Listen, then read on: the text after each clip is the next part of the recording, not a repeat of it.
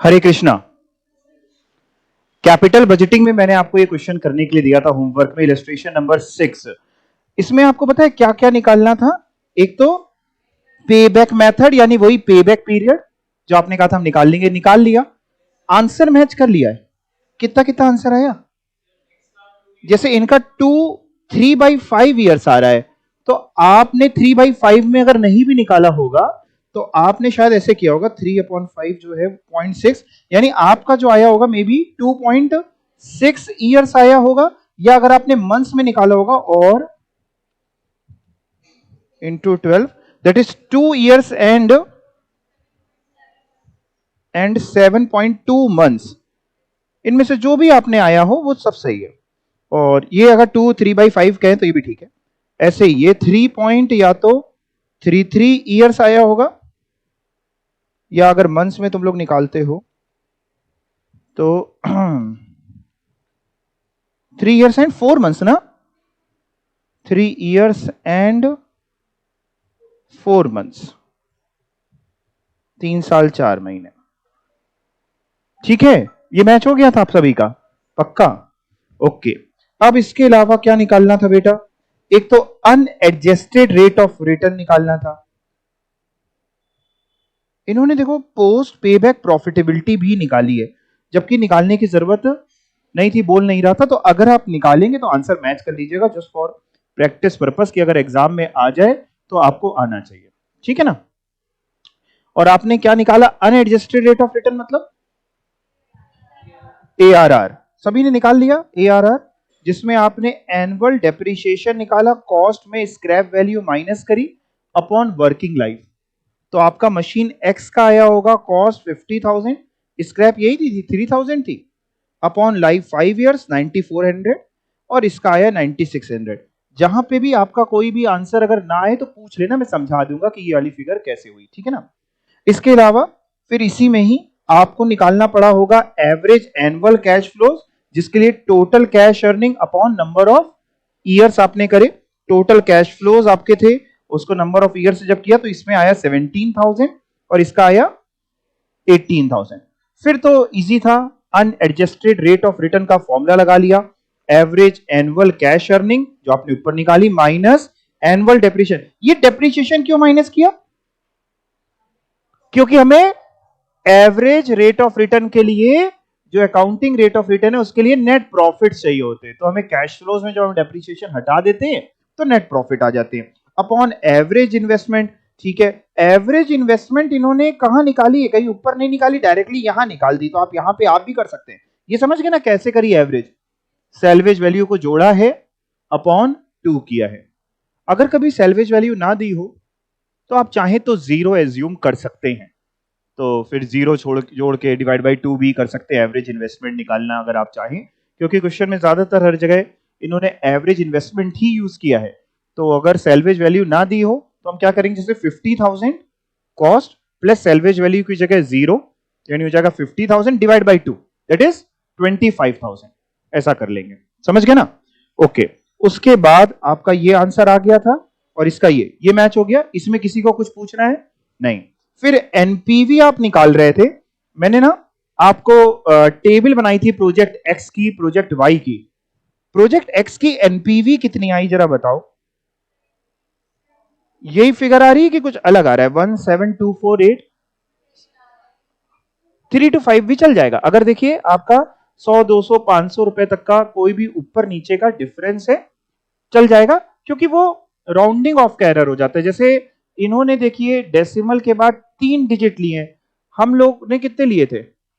3 ही लिए थे। तो हो सकता है इन्होंने 3 लिखे हों, लेकिन मल्टीप्लाई ज्यादा से क्या होगा एक बार चेक कर लेते हैं। जैसे अपना पहला वाला जो आया था 15,000 मल्टीप्लाई 0.909, हमारा आया था 13,635। आप चेक कर लीजिए, सारे कैश फ्लोज मिला लीजिए, आपके देखिए यही आ रहे थे। इसमें कहीं पे 0.621 पॉइंट से आपने क्या लिया? 0.620 नहीं, 620 के बाद 9 वगैरह कुछ होगा। मैं एक बार देखूं, 1 डिवाइड बाई 1.1 और 5वें साल का ना, 1 2 3 4 5, नहीं देखो अगर आप देखो 5th ईयर का तो 0.6209 आ रहा है ना, तो 3 डिजिट तक लेना है तो 0.621 आपको लेना चाहिए, बस इसी की वजह से अंतर है, तो आपका 0.621 ज्यादा बेटर है, ठीक है ना। फिर आ जाएगा आंसर सभी का। और दूसरे वाले प्रोजेक्ट की निकाल ली थी एनपीवी, वाई वाले की, उसका भी आंसर मैच कर गया। यानी अब आप कैपिटल बजटिंग में क्या क्या सीख चुके हो जरा बताना। सबसे पहले क्या पढ़ा था? पे बैक पीरियड। अच्छा, उसी के साथ एक और पे बैक पीरियड कौन सा था? डिस्काउंटेड वाला, ठीक है। दोनों में बस अंतर यह है, अगर केवल पे बैक पीरियड बोले तो बिना डिस्काउंट करे कैश फ्लोज उठा लो, और अगर डिस्काउंटेड बोले तो पहले कैश फ्लो को डिस्काउंट कर लो फिर उठा लो, ठीक है। उसी में पेबैक में ही एक चीज और सीखी है, पोस्ट पेबैक प्रॉफिटेबिलिटी और पोस्ट पेबैक प्रॉफिटेबिलिटी इंडेक्स, ठीक। उसके बाद हम लोगों ने सीखा ARR, जिसमें हमने कहा कुछ नहीं लेना है आपको, एवरेज प्रॉफिट आफ्टर टैक्स लेने हैं, अपॉन करना है एवरेज इन्वेस्टमेंट, और परसेंटेज में चाहिए इसलिए इनटू 100। उसके बाद आपने एनपीवी भी निकालना सीख लिया, जो कि बड़ा इजी है। इजी है। अगर मैं एक छोटा सा क्वेश्चन एनपीवी का भी आपको दूं, आप करके बता दोगे? ठीक है, एक छोटा सा क्वेश्चन मैं आपको एनपीवी के लिए दे देता हूं, इजी देता हूं, इजी, बहुत इजी क्वेश्चन, क्योंकि एनपीवी के क्वेश्चन इजी रहते हैं। मान लो एक प्रोजेक्ट है जिसकी कॉस्ट है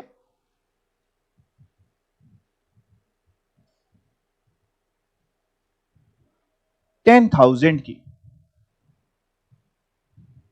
कितनी कॉस्ट है? 10,000। और बेटा इसका जो कैश इनफ्लो है वो कितना है? ईयर 1 में 4,000, ईयर 2 में 4,000,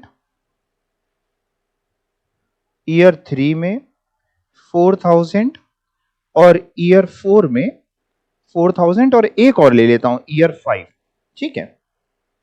4,000 ये इनफ्लोज है। बस छोटा सा क्वेश्चन, सर डिस्काउंट रेट दे दीजिए। बिल्कुल, डिस्काउंट रेट जो है, डिस्काउंट रेट भी कहीं पे ना बहुत अलग अलग नाम से दिया होता है, कई बार डिस्काउंट रेट वर्ड यूज होता है। ईयर 4 दो बार नहीं, एक बार है, वो ईयर 5 है, ठीक है, थैंक यू।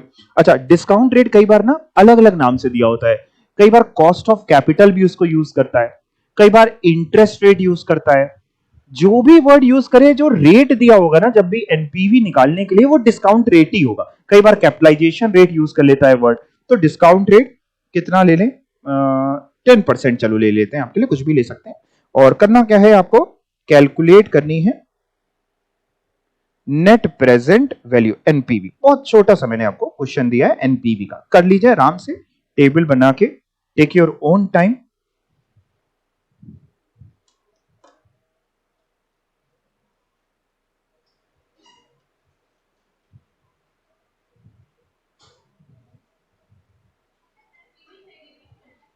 एनपीवी नेगेटिव भी आ सकती है, पॉजिटिव भी। देखो एनपीवी का क्या होता है बेटा, एनपीवी का जो फॉर्मूला होता है ना,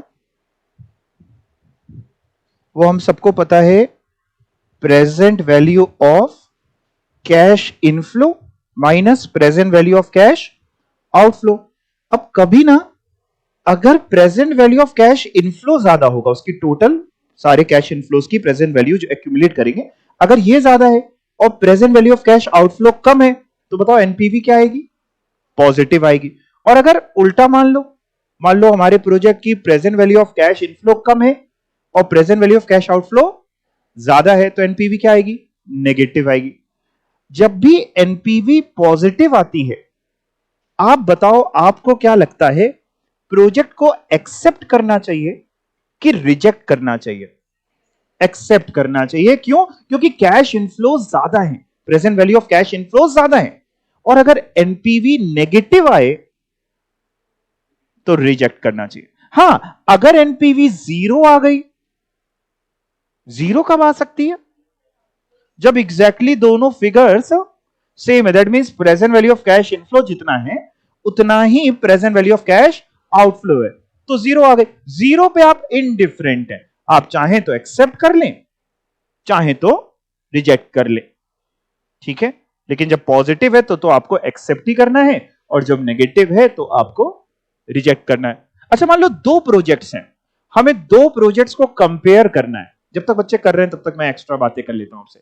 दो प्रोजेक्ट्स को कंपेयर करना है, हमने दोनों की एनपीवी निकाली, दोनों की अलग अलग, और दोनों की पॉजिटिव आई, लेकिन हमें एक को चुनना है, तो हम किसको चुने? जिसकी एनपीवी ज्यादा आई।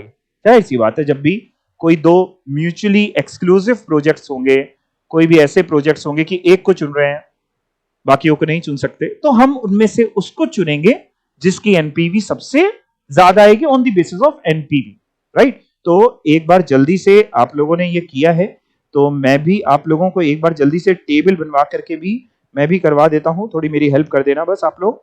कौन कौन से कॉलम बना लूं? एक ईयर्स का बना लेता हूं और कैश फ्लो बना लेता हूं, गुड। प्रेजेंट वैल्यू फैक्टर, और रेट कितना दिया था मैंने आपको? 10%, और आखिरी में आपकी जो आ जाएगी एनपीवी। क्योंकि देखो इसी में ना, इसी टेबल में मैं आउटफ्लो भी लिख लेता हूं, इनफ्लो भी लिख लेता हूं, तो अपने आप वो प्लस माइनस होके नेट ही बचता है, तो नेट प्रेजेंट वैल्यू कहलाने लगता है। ईयर्स मैंने आपको 0, 1, 2, 3, 4, 5 दिए। 0 ईयर में आउटफ्लो दिया था मैंने 10,000, और हर ईयर का इनफ्लो मैंने आपको यहां पे 4,000, यानी यूनिफॉर्म इनफ्लो दिया हुआ है, सेम इनफ्लो मैंने आपको दिया हुआ है। 1, 2, 3, 4, 5। और प्रेजेंट वैल्यू फैक्टर 0 ईयर पे आपने हमेशा 1 लिया होगा। बाकी मेरी मदद कर देना, 0.909, 0.826, 0.751, 0.683, 0.621, एक बार चेक कर लीजिएगा बस, है ना? मल्टीप्लाई कर लेते हैं जल्दी से, तो ये तो 10,000 हो जाएगा ब्रैकेट में, इसलिए ब्रैकेट मींस नेगेटिव फिगर, फिर 3636, 3304,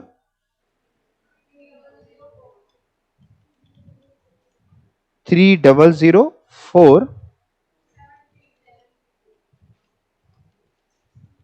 2732 और 2484। फिर आपने इसका सबका पॉजिटिव वालों का टोटल करिएगा और नेगेटिव वाला माइनस कर दीजिएगा, आपकी एनपीवी आ जाएगी। पॉजिटिव वालों का टोटल जो है वो 15160 है, इसमें से 10,000 माइनस कर दें, 5160 की हमारी एनपीवी आ रही है। और इसको अगर हम ऐसे भी लिखना चाहें तो लिख सकते हैं कि NPV is equal to present value of cash inflows minus present value of cash outflow. तो आपने कहा कि प्रेजेंट वैल्यू जो कैश इनफ्लो की है, कैश इनफ्लो मींस जो जो ये पॉजिटिव फिगर्स हैं, ये वाली, इनका टोटल ये कितना आया था? 15160 माइनस आउटफ्लो, तो अपने आप ही प्रेजेंट वैल्यू पे है क्योंकि आज आउटफ्लो हुआ है, आज पैसा आपकी जेब से गया है, और एनपीवी आपकी 5160। ऐसे भी लिख सकते हैं, वैसे टेबल में भी लिख सकते हैं, मतलब ये तो मैंने एक्स्ट्रा आपको लिख के दिखा दिया। यहां तक आपको सबको समझ में आया? अब एक चीज आपको और समझाता हूं, जिस चीज के लिए मैंने ये क्वेश्चन कराया है आपको। देखिए, अगर कैश इनफ्लोज यूनिफॉर्म है, यानी कैश इनफ्लोज अगर सेम है ना, चेंज नहीं हो रहे, तो हमारे पास एनपीवी निकालने के दो रास्ते होते हैं। एक रास्ता आपने कर लिया टेबल बनाकर, एक दूसरा रास्ता है कि हम इतनी मेहनत ना करके क्या कर सकते हैं, हम ये जो 5 साल के डिस्काउंटिंग फैक्टर्स हैं, सर कौन से वाले? ये स्टार्टिंग फ्रॉम 0.909 से लेके 0.621, इनका टोटल कर लें। जरा करना एक बार कैलकुलेटर में, 0.909, 0.826, 0.751, एक बार आप इनका टोटल कर लो।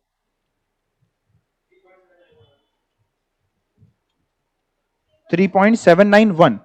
तो एक तरीका क्या है कि हम क्या कर सकते हैं, सबने टोटल कर लिया 3.791।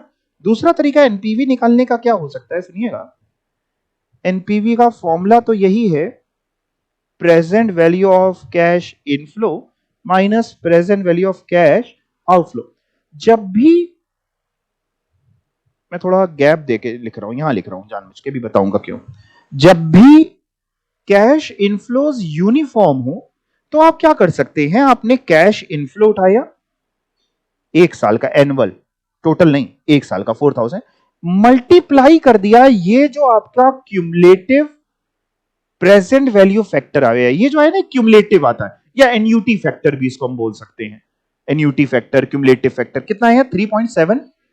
3.791। ये अपने आप present value of cash inflow आ जाएगा, और इसमें से हम माइनस कर देंगे जो आउटफ्लो की प्रेजेंट वैल्यू थी, जो कि कितनी थी? 10,000। तो एनपीवी हमारी जो आएगी, आप मल्टीप्लाई पहले अगर करें 4,000 इंटू 3.791, तो ये आपको 15164 की फिगर आ रही है। 4,000 इंटू 3.791, 791 ही टोटल था ना इसका, ठीक है। 15 है, क्या चीज मल्टीप्लाई करिए? मेरे में तो 15164 आ रही है, 4 आ रही है ना? हाँ, 1 नहीं है टोटल। टोटल क्या है इसका? टोटल बता दो बस। 3.79 आ रहा है टोटल, बस ये बताना पूछ रहा हूं, ठीक है। 3.79 ये टोटल आ रहा है उसका, जो ऊपर टोटल किया है, ठीक है। तो आप मल्टीप्लाई करो, 15160, ठीक है, और माइनस 10,000, 51।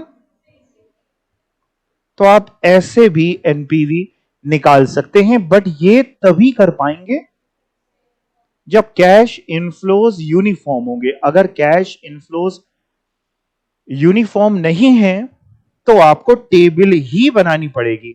तो आपको हर एक प्रेजेंट वैल्यू फैक्टर से रिस्पेक्टिव कैश फ्लोज को मल्टीप्लाई करना होगा। इतनी बात आपको समझ में आ गई? पक्का?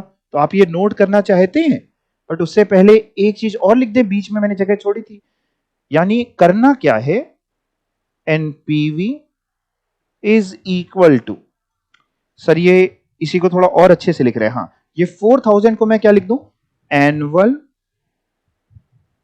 Uniform cash inflows multiply present value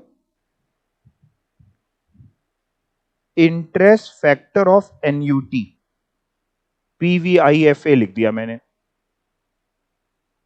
minus, तो ये आगे कर ही रहे हैं, present value of cash outflow.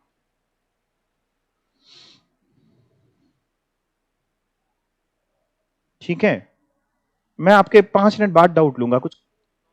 हाँ हाँ, इसका प्रेजेंटेशन ऐसे ही रहेगा, ठीक है। अब एक बार जरा नोट करें, तो यूनिफॉर्म में थोड़ा सा ये इजी रहता है, जल्दी हो जाता है, लेकिन अगर आप टेबल बना के ही कंफर्टेबल है तो भी आप कोई दिक्कत नहीं, उससे भी कर सकते हैं।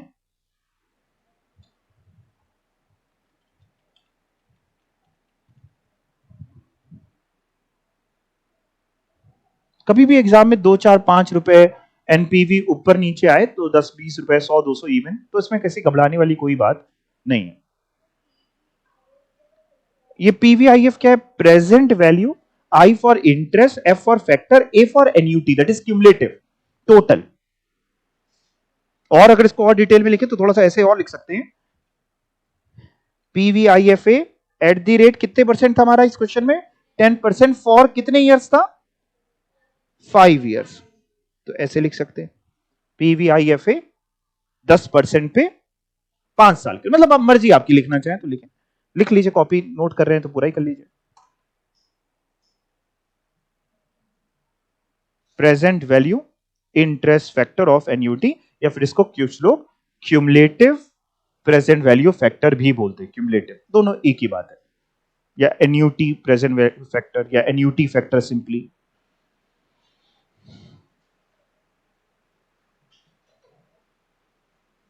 नोट कर लिया? ठीक है। ये जो आपने फिगर निकाली 3.79, ये निकाल लोगे ना एग्जाम में, ये कैसे निकाली है? ये प्रेजेंट वैल्यू फैक्टर्स का टोटल किया। तो ये प्रेजेंट वैल्यू फैक्टर तो सबको आता है ना, हमने कैसे निकाल दिया था एकदम से, वो मैंने आपको बहुत बार समझाया हुआ है। 1 डिवाइड बाई 1.1 करते गए इज इक्वल टू करते गए, और आपका ये आ गया, ये सबको क्लियर है।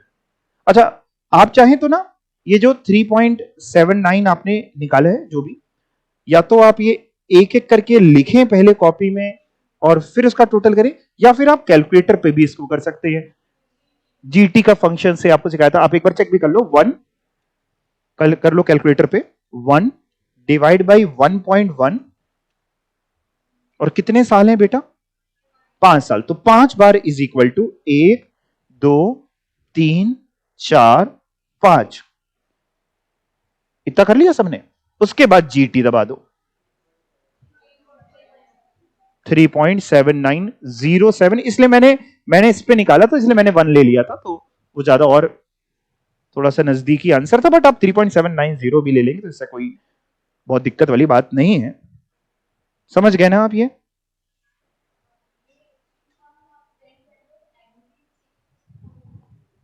हाँ, ये बिल्कुल प्रेजेंट वैल्यू ऑफ एन्यूटी जो सीखे उसके फॉर्मूले से भी आप कर सकते हैं। सबको समझ में आ गया? अच्छा, या फिर हो सकता है एग्जाम में आपको वो टेबल दे दे, तो आप टेबल की मदद से भी, टेबल दिखाई थी आपको याद है टाइम वैल्यू ऑफ मनी में, टेबल की मदद से भी 10% पे 5 इयर्स का एन्यूटी फैक्टर दे सकते। दो टेबल थी, एक पहली टेबल थी और एक दूसरी थी। पहली इंडिविजुअल्स थी, क्यूमुलेटिव नहीं थी। दूसरी क्यूमुलेटिव थी। कौन सी देखेंगे? दूसरी वाली। मैं आपको चेक कराता हूं टेबल में कैसे देख सकते हैं सर 10% 5 ईयर।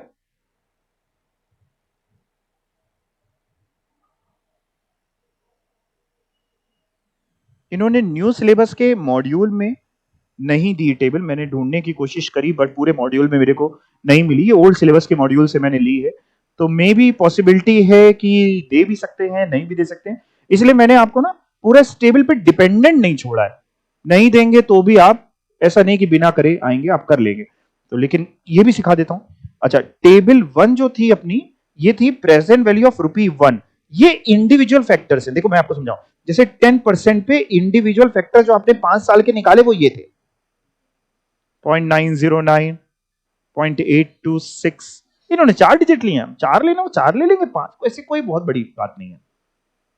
क्लियर हो गया सर? तो क्यूमुलेटिव वाली टेबल कौन सी होती है? ये वाली, जिसको यहां बोल रहे हैं present value of an annuity of ₹1। जिसपे सर हम लेंगे कौन सा? फिर पहले तो हम परसेंटेज, कौन सा परसेंटेज है? कितने? 10%। और कितने साल? 5। तो 10 पे 5 ईयर का आप ढूंढ के बताओ कहां लिखा है? 3.7908। या तो आप 3.79 भी ले लीजिए, या 3.791 भी ले लीजिए, या पूरा ले लीजिए 3.7908। टेबल दी हो तो जो दिया पूरा टेबल में ले लेना, फिर उसको राउंड ऑफ करने की कोई आवश्यकता नहीं, कोई नीड नहीं। इससे आप मल्टीप्लाई कर सकते हैं। तो जब भी यूनिफॉर्म कैश इनफ्लोज हो और आपको एनपीवी निकालनी हो, तो जस्ट सिंपली वो जो यूनिफॉर्म कैश इनफ्लो है एनुअल, टोटल नहीं, एग्रीगेट नहीं, एनुअल, उसको मल्टीप्लाई कर दीजिए किसके एग्रीगेट से? प्रेजेंट वैल्यू के एग्रीगेट से। ठीक है ना? प्रेजेंट वैल्यू फैक्टर के एग्रीगेट से आप उसको मल्टीप्लाई कर दीजिए, आपकी present value of cash inflow आ जाएगी, माइनस आउटफ्लो। आमतौर पे खुद ही प्रेजेंट वैल्यू पे ही होता है, तो उसको आप माइनस कर लीजिए। बट अगर यूनिफॉर्म नहीं है तो वो टेबल ही बनानी पड़ेगी। अब आप एनपीवी पूरी तरीके से सीख गए हैं, तो हम अगले टॉपिक पे जा सकते हैं। अगला टॉपिक हमारा आता हुआ प्रॉफिटेबिलिटी इंडेक्स मेथड, या प्रेजेंट वैल्यू इंडेक्स मेथड, या इसके दो नाम और भी हैं, यही लिख लो। प्रॉफिटेबल इंडेक्स मेथड भी इसको कुछ लोग बोलते हैं, या बेनिफिट कॉस्ट रेशियो मेथड भी इसको बोला जाता है।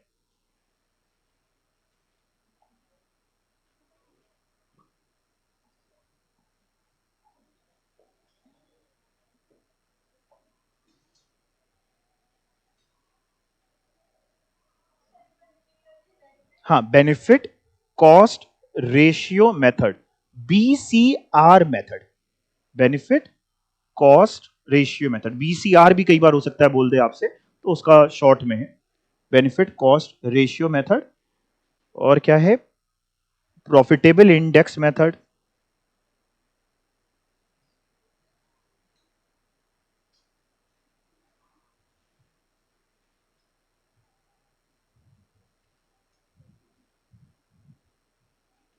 ठीक है, बड़ा इजी होता है, सबसे इजी होता है। करना क्या है आपको? आप एनपीवी निकालते हो, एनपीवी का फॉर्मूला है present value of cash inflow minus present value of cash outflow. Profitability index का फॉर्मूला है present value of cash inflow upon present value of cash outflow. निकलेगा सब कुछ वैसे ही, बस जब डिफरेंस निकाल लेते हैं तो वो एनपीवी आ जाती है, और जब रेशियो निकाल लेते हैं तो वो प्रॉफिटेबिलिटी इंडेक्स आ जाता है।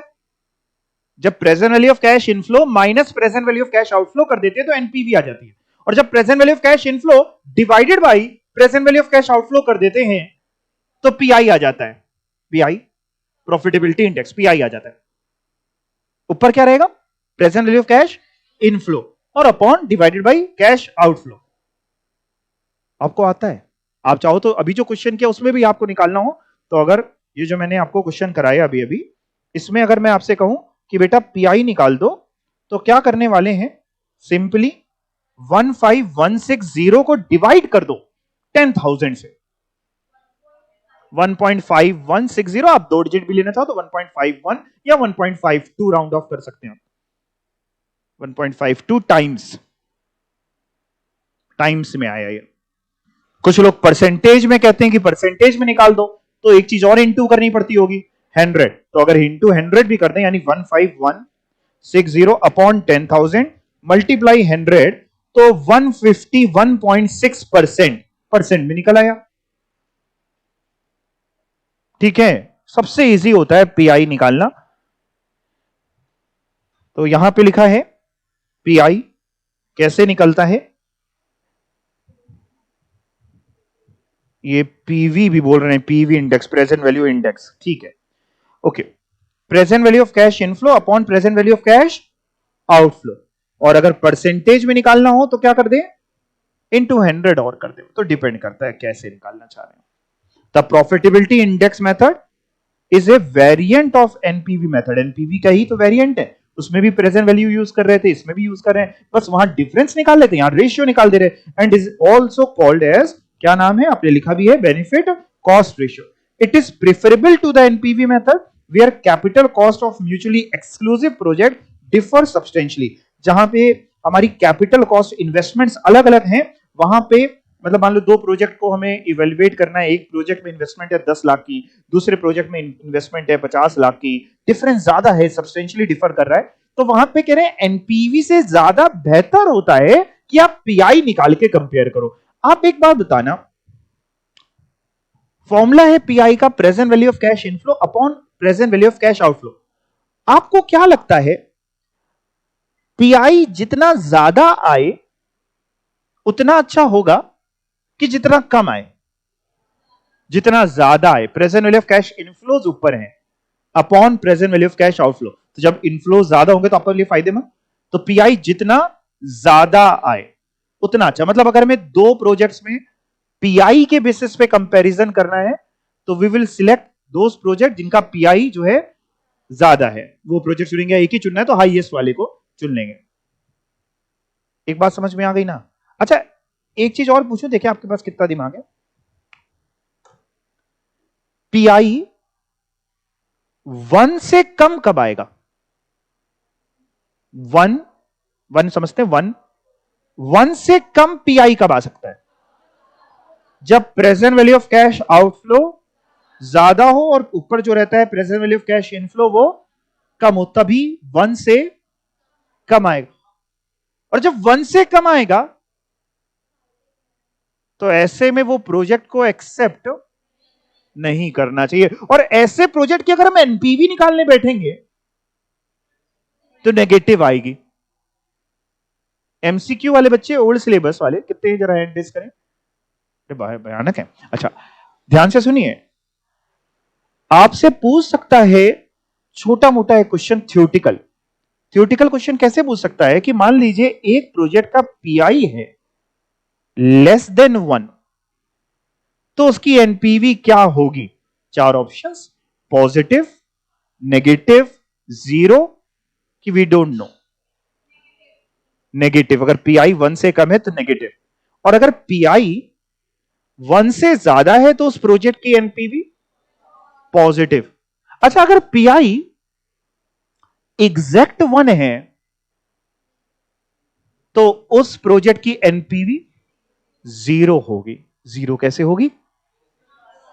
वन तभी होगा, पीआई वन का मतलब है कि present value of cash inflow divide by present value of cash outflow, one तभी होगा जब दोनों बराबर रहे होंगे। अगर present value of cash inflow let's say 15 lakh है तो divide by present value of cash outflow भी 15 लाख रहेगा, तभी तो वन होगा। दोनों फिगर एग्जैक्टली सेम होंगे और एनपीवी ऐसे केस में जीरो होगी। समझते हैं ना, 15 लाख माइनस 15 लाख, हाँ जब लेस करेंगे तो जीरो होगा। चला गया दिमाग के अंदर, पक्का। पीआई जितना ज्यादा उतना अच्छा कि जितना जितना ज्यादा उतना अच्छा, ठीक है ठीक है ओके। हमारे पास एक क्वेश्चन है, देखते हैं क्या बता रहे हैं।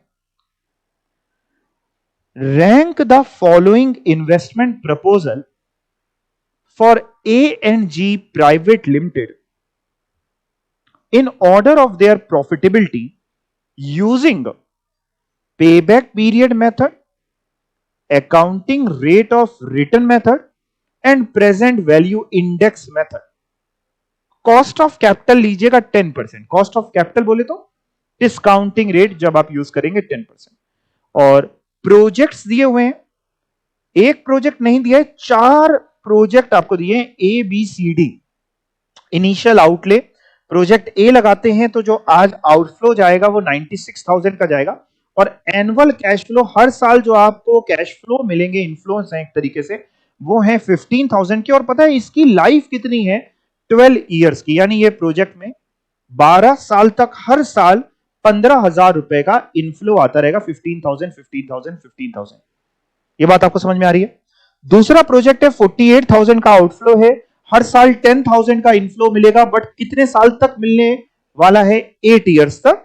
तीसरा है 80,000 का आउटफ्लो, 14,000 का इनफ्लो, लाइफ है 10 ईयर्स तक की। और डी वाला जो है प्रोजेक्ट, उसमें 40,000 का आउटफ्लो है, 9,000 का हर साल इनफ्लो मिलेगा, कितने साल तक मिलेगा, ये भी 8 ईयर्स तक मिलेगा। ओके, हमें करना क्या है, वापस एक बार ऊपर अगर हम पढ़ें, हमें प्रोजेक्ट्स की रैंकिंग करनी है कि किसको हम पहली प्रेफरेंस दें, किसको दूसरी, किसको तीसरी और किसको चौथी। किस बेसिस पे करनी है, 3 अलग अलग बेसिस पे। तो पहला बेसिस क्या है, पेबैक पीरियड। तो हम क्या करेंगे, हम चारों प्रोजेक्ट्स का अलग अलग पेबैक पीरियड आपको निकालना आता है, वो निकालेंगे। और जिसका पेबैक पीरियड, आप बताओ रैंक 1 किसको दोगे, जिसका पेबैक पीरियड सबसे कम होगा, पेबैक पीरियड जिसका सबसे कम, पेबैक पीरियड मतलब इतने टाइम में पैसा वापस मिल जाएगा, जिसका पेबैक पीरियड सबसे कम वो रैंक 1, उससे ज्यादा वाले को रैंक 2, उससे ज्यादा रैंक 3 और उससे ज्यादा रैंक 4। हमारी प्रेफरेंस तो होगी ना सबसे कम वाला। फिर उसके बाद क्या करेंगे, इन चारों प्रोजेक्ट्स का अकाउंटिंग रेट ऑफ रिटर्न निकालेंगे, और अकाउंटिंग रेट ऑफ रिटर्न के हिसाब से फिर चारों को कंपेयर करेंगे। जिसका सबसे ज्यादा अकाउंटिंग रेट ऑफ रिटर्न आएगा उसको रैंक 1, फिर उससे कम वाले को रैंक 2, उससे कम वाले को रैंक 3 और उससे भी कम वाले को रैंक 4। फिर उसके बाद सभी का हम पीआई निकालेंगे, प्रेजेंट वैल्यू इंडेक्स मेथड या प्रॉफिटेबिलिटी इंडेक्स, कुछ भी बोल रहे हैं। तो हम पीआई निकालेंगे और पीआई के बेसिस पे जिसका पीआई सबसे ज्यादा आएगा उसको रैंक 1, उससे कम वाले को रैंक 2, उससे कम वाले को रैंक 3। ठीक है, तो पहला काम आप खुद करके बताएं, पेबैक पीरियड क्या आप निकाल पाएंगे चारों प्रोजेक्ट्स का? यहां पे तो बड़ा इजी है क्योंकि कैश इनफ्लोज यूनिफॉर्म है। तो आपको जब पीआई निकालना सिखाया था कि यूनिफॉर्म कैश इनफ्लोज हैं, तो बड़ा इजी था कि आप 96,000 की जो इन्वेस्टमेंट है इसको डिवाइड कर दीजिए 15,000 से, तो भी आ जाएगा, या फिर आप जैसे करना चाहें आप एक एक जोड़ के भी करेंगे तो भी आपका आंसर आ जाएगा। हमें पेबैक पीरियड निकाल दीजिए, पेबैक पीरियड। पेबैक पूछ रहा है, डिस्काउंटेड पेबैक तो पूछ नहीं रहा है, इसलिए इजी है। ठीक है ना, पेबैक निकाल दो।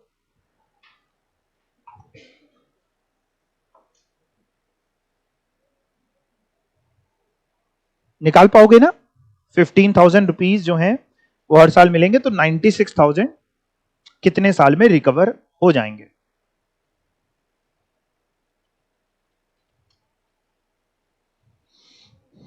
पहले वाले का 6.4 ईयर्स आएगा, या अगर आप मंथ्स में निकालने की आदत है आपको तो आपका जो आएगा वो 6 ईयर्स एंड 4.8 मंथ्स, अगर मंथ्स में आप निकालोगे तो 6 ईयर एंड 4.8 मंथ्स, या फिर 6.4 ईयर्स आ रहा है। 6.4 सभी का निकाल दो बेटा। और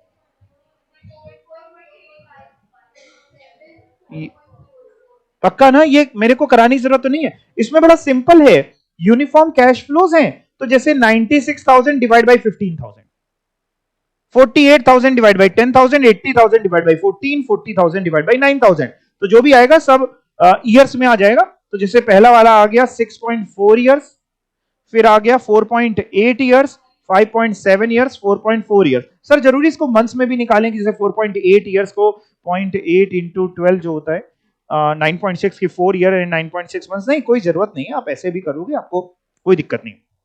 अब रैंकिंग देनी है, देखो इन्होंने बहुत बढ़िया से टेबल बना के सुंदरता के साथ किया है, हेडिंग डाल दी ऊपर इन्होंने, ranking of projects under payback period method, और project initial outlay, annual cash flow, payback period और रैंक। तो अब आप बताइए रैंक 1 किसको देंगे? जिसका पेबैक पीरियड सबसे कम है, यानी डी वाला आपके ना, उसको रैंक 1 दे दी गई। फिर उससे थोड़ा सा ज्यादा वो प्रोजेक्ट बी, उससे थोड़ा सा ज्यादा 5.7, और सबसे ज्यादा ये है तो इसको रैंक 4। यानी पहली preference as per payback period हमारी प्रोजेक्ट डी की तरफ जानी चाहिए। इजी है, पक्का? अब आप बताओ अकाउंटिंग रेट ऑफ रिटर्न निकालोगे? अभी निकाल दो, अभी निकाल दो, ये आपके पास प्रोजेक्ट्स हैं। अकाउंटिंग रेट ऑफ रिटर्न याद रखना, अकाउंटिंग रेट ऑफ रिटर्न का फॉर्मूला क्या था?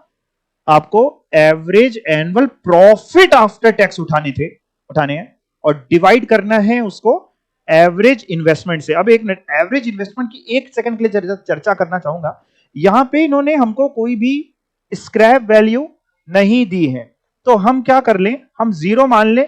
तो एवरेज इन्वेस्टमेंट, जैसे प्रोजेक्ट ए की मैं एक बार समझा देता हूं, 96,000 का आउटफ्लो है, मतलब आज जा रहे, प्लस 0 की scrap value divide by 2, that is 48,000, 48 ही आएगा ना, 48,000 की एवरेज इन्वेस्टमेंट आएगी जब आप अकाउंटिंग रेट ऑफ रिटर्न के लिए उसको लेंगे। इसके अलावा ये जो है, ये बेटा कैश फ्लोज हैं हर साल के, खुद ही हर साल के हैं, यूनिफॉर्म है तो ये एवरेज ही है, लेकिन ये हमें कैश फ्लोज नहीं चाहिए, हमें क्या चाहिए? हमें प्रॉफिट्स चाहिए ना। तो हमें इसमें से क्या चीज हटानी पड़ेगी? डेप्रिसिएशन। अब आप करिए, अब आप करिए।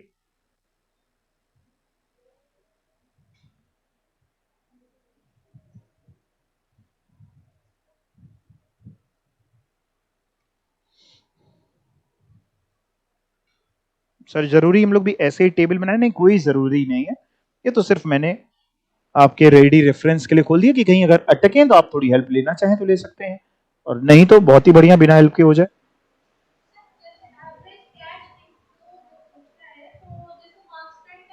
हाँ, तो कांस्टेंट में वही जो होगा हर साल का, अगर यूनिफॉर्म कैश इनफ्लो है तो वही एवरेज है भाई। अगर आप देखिए, जैसे फॉर एग्जांपल 15,000 का आपका हर साल का कैश इनफ्लो है पहले वाले प्रोजेक्ट में, कितने साल तक है? 12 साल तक। तो एक तरीका है कि हम 15,000 प्लस 15,000 प्लस 15,000 कितनी बार करें? 12 बार, और फिर जब टोटल आए उसको डिवाइड बाई 12 कर दें, तो एवरेज आ जाएगा। लेकिन आएगा कितना? आप सोचो 15,000 को 12 बार जोड़ेंगे, तो 15,000 को जब आप 12 बार घर पे जोड़ोगे तो आपको मिलेगा 1,80,000, डिवाइड बाई 12 साल कर दोगे क्योंकि 12 बार जोड़ोगे। तो ये जब यूनिफॉर्म होता है तो जो कैश इनफ्लोज हर साल की वही आपका एवरेज है। नॉन यूनिफॉर्म में हमें जोड़ने पड़ते हैं। ये 4 प्रोजेक्ट्स हैं, ये सबको समझ आ रहा है ना? ये 4 साल नहीं है, प्रोजेक्ट्स ही 4 हैं। तो एक एक प्रोजेक्ट इंडिपेंडेंट प्रोजेक्ट है। आपको कहने का मतलब उसका, जैसे प्रोजेक्ट ए को पकड़ना है और इसका अकाउंटिंग रेट ऑफ रिटर्न निकालना है, जब इसका निकला है तब बी का, तब सी का, तब डी का। अगर आप कहेंगे तो एक मैं आपको समझा दूं, अगर आप कहें तो एक समझा दूं, चलो एक मैं समझा देता हूं। देखो, सबसे पहले प्रोजेक्ट ए को समझा देता हूं, ठीक? प्रोजेक्ट ए में आउटफ्लो की अगर हम बात करें तो आउटफ्लो है, याद रखना, 96,000, और हर साल इनफ्लो है 15,000, और लाइफ है 12 ईयर्स की। कुछ नहीं किया, आउटफ्लो 96,000 ऊपर से ही लिखा गया है, अभी तो क्वेश्चन ही चल रहा है। आउटफ्लो का जो 96,000 है, अगर इसकी एवरेज इन्वेस्टमेंट निकालें 48,000, ये आप समझ गए 48,000 कैसे आएगी? 96,000 प्लस 0, स्क्रैप वैल्यू दी नहीं इसलिए प्लस 0, डिवाइड बाई 2, तो एवरेज इन्वेस्टमेंट आ गई 48,000। एनुअल कैश फ्लोज ऊपर दिए थे 15,000, तो वही आ गए। लाइफ भी ऊपर दी थी 12 ईयर्स की, वही आ गई। लेकिन अब हमें तो चाहिए था प्रॉफिट, तो हमें डेप्रीशिएशन निकाल के माइनस करना था। अब डेप्रीशिएशन कैसे निकालेंगे? डेप्रीशिएशन के लिए मैंने आपको सिखाया था कि कॉस्ट ले लो minus scrap value divide by life. Cost 96,000 है, minus scrap value 0 divide by life 12। तो 96,000 माइनस 0 डिवाइड बाई 12 यानी 8,000 का एनुअल डेप्रीशिएशन। बिल्कुल ठीक, ये आ गया। ठीक, अब क्या करना है आपको? अब आप एनुअल कैश फ्लोज आपके पास हैं ये, इसमें से डेप्रीशिएशन बताओ क्या कर दें? माइनस कर दिया तो हमारी नेट इनकम आ गई। नेट इनकम बोल लो, इसी को आप प्रॉफिट आफ्टर टैक्स बोल सकते हो या एवरेज प्रॉफिट आफ्टर टैक्स भी आप यूज कर सकते हो। अब बताओ किसको किससे डिवाइड कर दे? तो बस आंसर आना बचा है। कौन से दो कॉलम को आपस में डिवाइड किया जाएगा?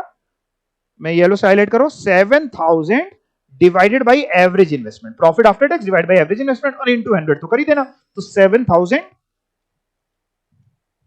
अपॉन 48,000। अच्छी टेबल बनाई इन्होंने, बढ़िया से अच्छा प्रेजेंटेशन किया है, तारीफ के काबिल है। तो 14.58 आई बात समझ में? ऐसे करना है। अगर आप कहो तो एक और समझा दूं। नहीं, अब कर लेंगे, करो फिर।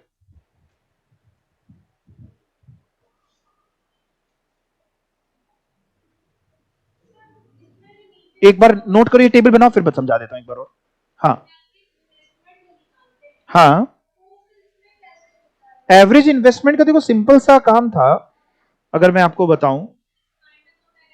नहीं नहीं, एवरेज इन्वेस्टमेंट में डेप्रिसिएशन नहीं माइनस होता। एवरेज इन्वेस्टमेंट अलग है और प्रॉफिट आफ्टर टैक्स अलग है।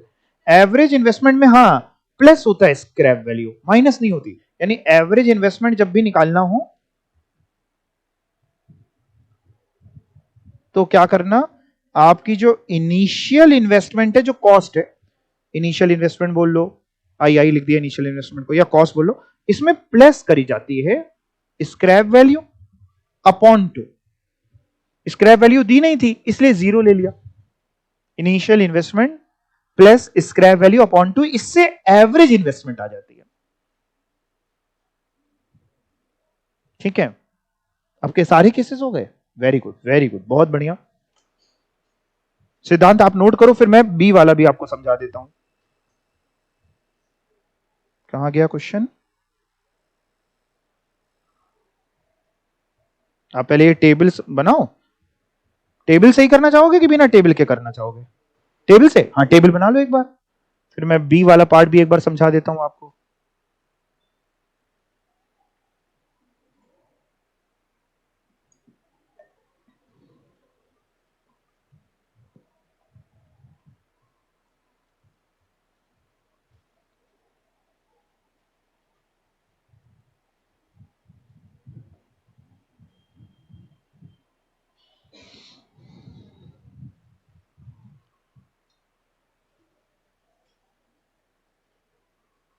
ठीक है, बी वाला समझा दें, ठीक है, ओके।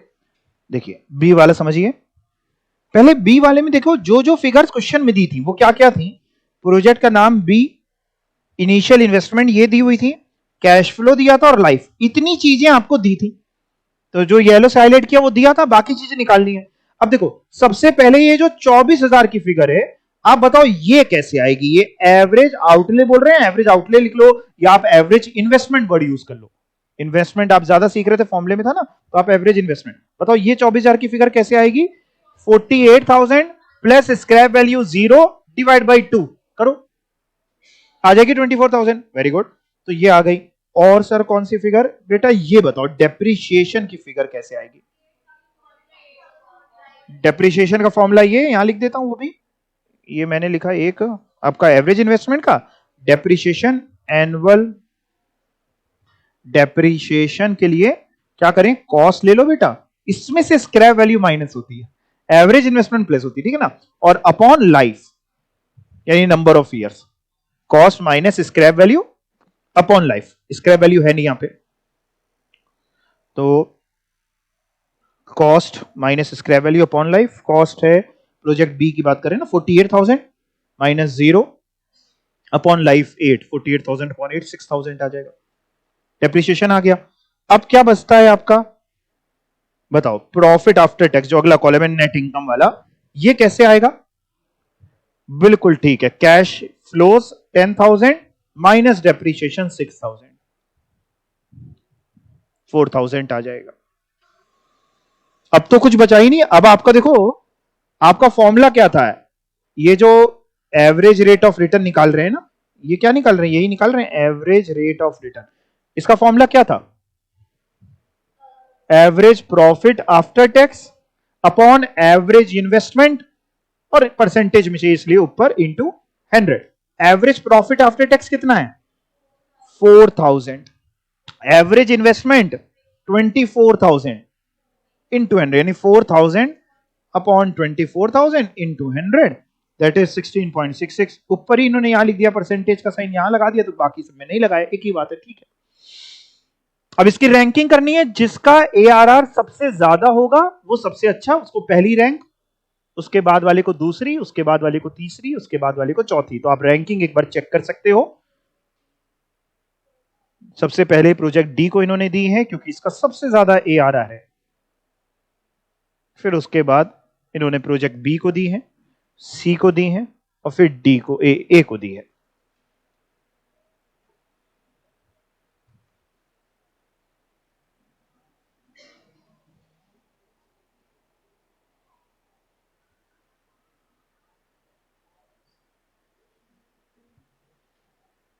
ठीक है। एक चीज इसमें और क्या करनी है, और किस हिसाब से रैंकिंग करनी थी? पीआई के हिसाब से। ये तो हो गया, ये पार्ट भी कर रहे हो? अच्छा, कर लो कर लो कर लो, जब कर लीजिएगा तो बताइएगा।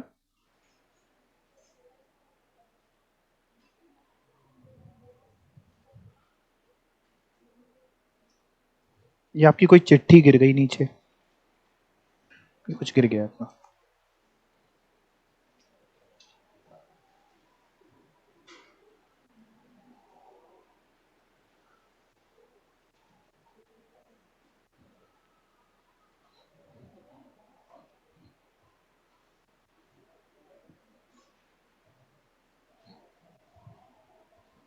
कितने बच्चों का हो गया है भाई ये? ठीक है, और कितने कर रहे हैं? आपने कौन कौन से ईयर्स के कर लिए, मतलब प्रोजेक्ट, और कौन कौन से प्रोजेक्ट? ए और बी हो गए, सी तक हो गया, तो डी भी हो जाएगा ना घर पे। ठीक है ठीक है, डी फिर आप घर पे करिएगा।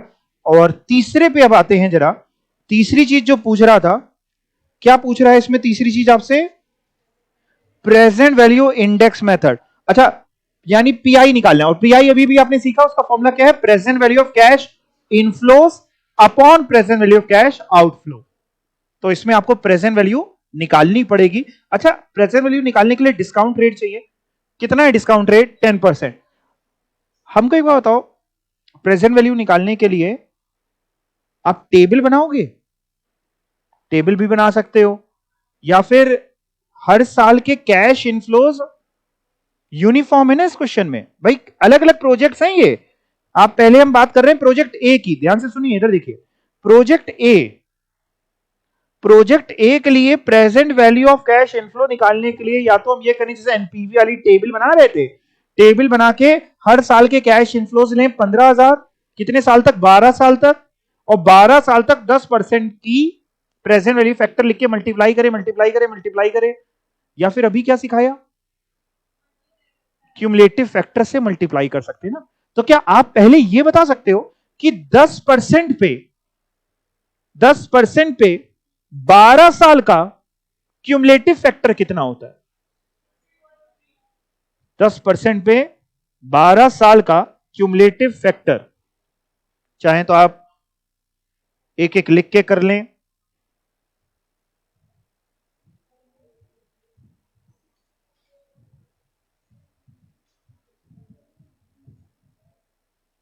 मैं टाइम दे रहा हूं आराम से आपको।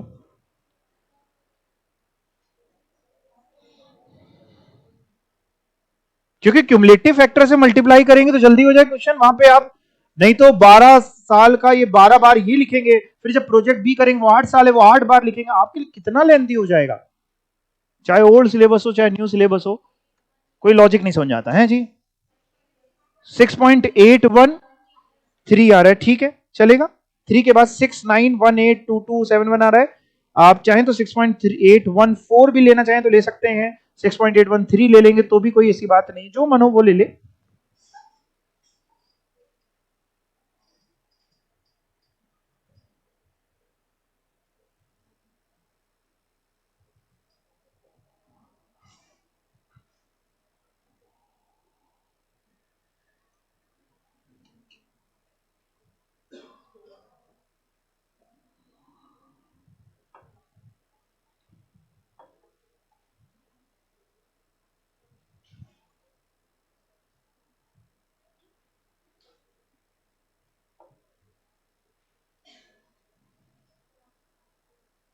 ये देखिए यही आया ना आपका 10% पे 10%, ये रहा 12 साल के लिए 6.814 आ रहे हैं।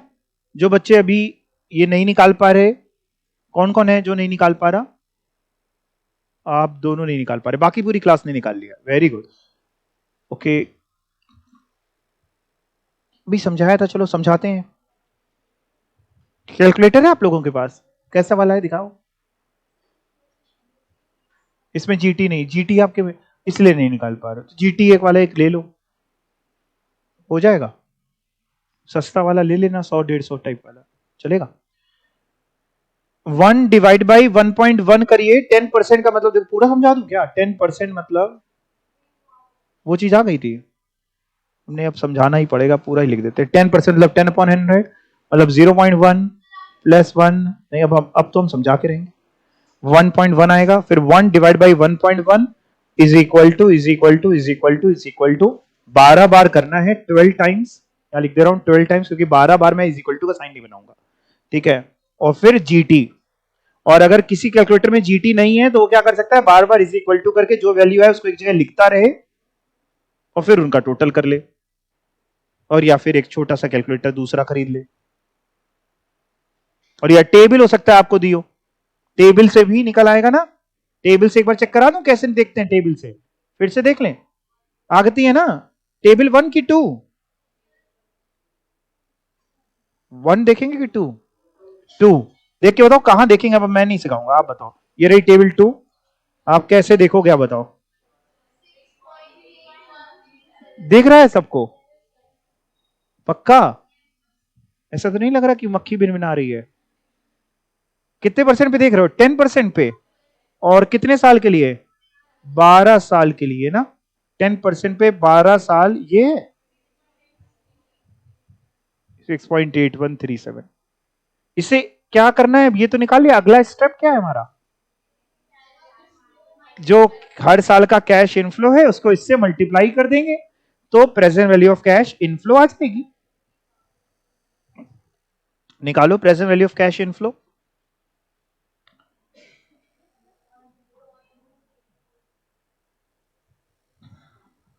यानी 15,000, प्रोजेक्ट ए की बात कर रहे हैं, 15,000 का कैश इनफ्लो है, 15,000 मल्टीप्लाई 6.814, ये दोनों फिगर जो येलो से हाईलाइट है, कितना? हाँ ये आपका देखो, ये आ गया 102210 ना। ये प्रेजेंट वैल्यू किस चीज की आई? कैश इनफ्लो की। इसको किससे डिवाइड करते हैं? Present value of cash outflow. Present value of cash outflow आपको पता ही है 96,000 है, यानी present value of cash inflow 102210 upon present value of cash outflow यानी 96,000। 10.0646 तो 1.06 कह सकते हैं आप इसको, 1.065 भी कह सकते हैं। हाँ करो ये, आप चारों कर लो, और ना आए तो एक बार फिर से मैं समझा दूंगा, ये कर लो, इसके लिए मैं आपको टाइम दे रहा हूं।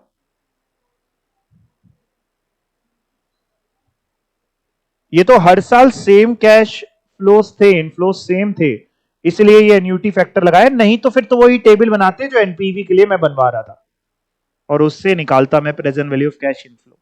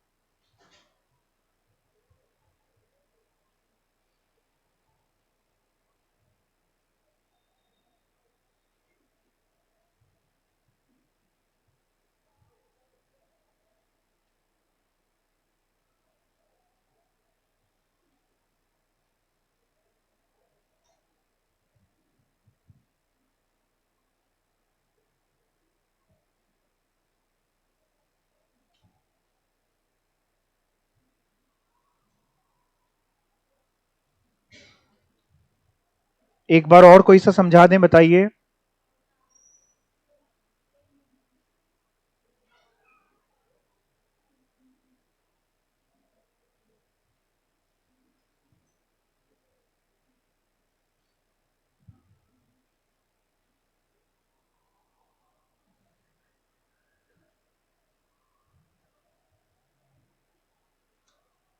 चारों साल का समझ में आ गया ना क्या करना है? एक और समझा देते हैं अगर किसी को नहीं आया होगा। प्रोजेक्ट बी और समझा दे रहे हैं। प्रोजेक्ट बी में देखो 10% रेट इसमें भी है, लेकिन लाइफ है 8 ईयर्स की, तो 10% पे 8 ईयर्स का एन्यूटी फैक्टर निकालोगे तो आप 5.335 आएगा। बस कुछ नहीं करना, उसके बाद 10,000 का जो इनफ्लो है हर साल का, उसको 5.335 से मल्टीप्लाई करना, तो आपका present value of cash inflow आ जाएगा 53,350। इसको डिवाइड कर देना 48,000 present value of cash outflow से, तो आपका पीआई आ जाएगा 1.11। फिर जब सभी पीआई आ जाएं, तो जिसका पीआई सबसे ज्यादा हो उसकी रैंकिंग वन। सर ये आप बार बार पीआई पीआई बोल रहे हैं, ये पीवी लिखा है, पीआई ज्यादा बोला जाता है इसको। पीआई होता है प्रॉफिटेबिलिटी इंडेक्स, पीवी भी बोल रहे हैं तो भी ठीक है, पीवी इंडेक्स। ओके, और सबसे ज्यादा जिसका आए वो है रैंक 1, फिर उसके बाद वाला रैंक 2, उसके रैंक वाला बाद वाला रैंक 3, फिर 4, जो भी है वो आप देख सकते हो यहाँ पे। सब पे आप कह रहे हैं प्रोजेक्ट डी रैंक बनता है ऐसा? इस पे भी हाँ, इस पे भी हाँ, इस पे भी, यानी अगर हमें चारों में कोई एक चुनना हो तो हम प्रोजेक्ट डी चुन लेंगे। ऐसे तो हमसे पूछ नहीं रहा था, हमसे अलग अलग पूछ रहा था, मैंने अलग अलग कर दिया, काम खत्म। चलिए अगले कॉन्सेप्ट की तरफ। पक्का? क्या क्या सीख लिया? सबसे पहले अगर ब्रॉडली बात करें तो दो तरीके की टेक्निक्स थी। एक आपकी ट्रेडिशनल टेक्निक थी और एक मॉडर्न। ट्रेडिशनल टेक्निक जो थी वो आपके कौन से कैश फ्लोस थे? नॉन डिस्काउंटेड कैश फ्लोस थे। और जो मॉडर्न थी वो डिस्काउंटेड कैश फ्लोस की टेक्निक थी, जिसमें फिर जब ट्रेडिशनल सिखाया तो मैंने पेबैक पीरियड सिखाया। अच्छा, और पेबैक के साथ साथ एक आपका मॉडर्न में डिस्काउंटेड पेबैक का वर्जन भी मैंने आपको सिखा दिया। उसके बाद हम लोगों ने पोस्ट पेबैक प्रॉफिटेबिलिटी सीखी, पोस्ट पेबैक प्रॉफिटेबिलिटी इंडेक्स सीखा, एआरआर सीखा, that is accounting rate of return, average rate of return, average accounting rate of return, anything. And उसके बाद फिर हम आपको ले गए मॉडर्न टेक्निक्स में, जिसमें मैंने आपको नेट प्रेजेंट वैल्यू सिखाया, मैंने आपको अभी प्रॉफिटेबिलिटी इंडेक्स सिखाया, बेनिफिट कॉस्ट रेशियो भी इसको बोल सकते हैं, ये सब आपको सिखाए। यहां तक कोई दिक्कत? और जो आपका एआरआर था उसके भी और नाम थे, उसको अनएडजस्टेड रेट ऑफ रिटर्न के नाम से भी बोला जा रहा था एआरआर को। एक क्वेश्चन भी हम लोग ने लास्ट टाइम पे शायद किया था। अब एक टेक्निक जो बचती है अगली जो है वो है आईआरआर। अगला पढ़ने जा रहे हैं आईआरआर। इसका सबसे फेमस जो बोला जाता है इसको आईआरआर के नाम से ही आप इसको 99% जगह पे सुनेंगे कि प्रोजेक्ट का आईआरआर कितना है। हालांकि और भी नाम है। तो सर आईआरआर का फुल फॉर्म, आईआरआर का फुल फॉर्म है इंटरनल रेट ऑफ रिटर्न। लिखा भी है, अगर आपको लिखना हो तो लिख भी सकते हैं, कोई बात नहीं, वैसे लिखा भी है इंटरनल रेट ऑफ रिटर्न।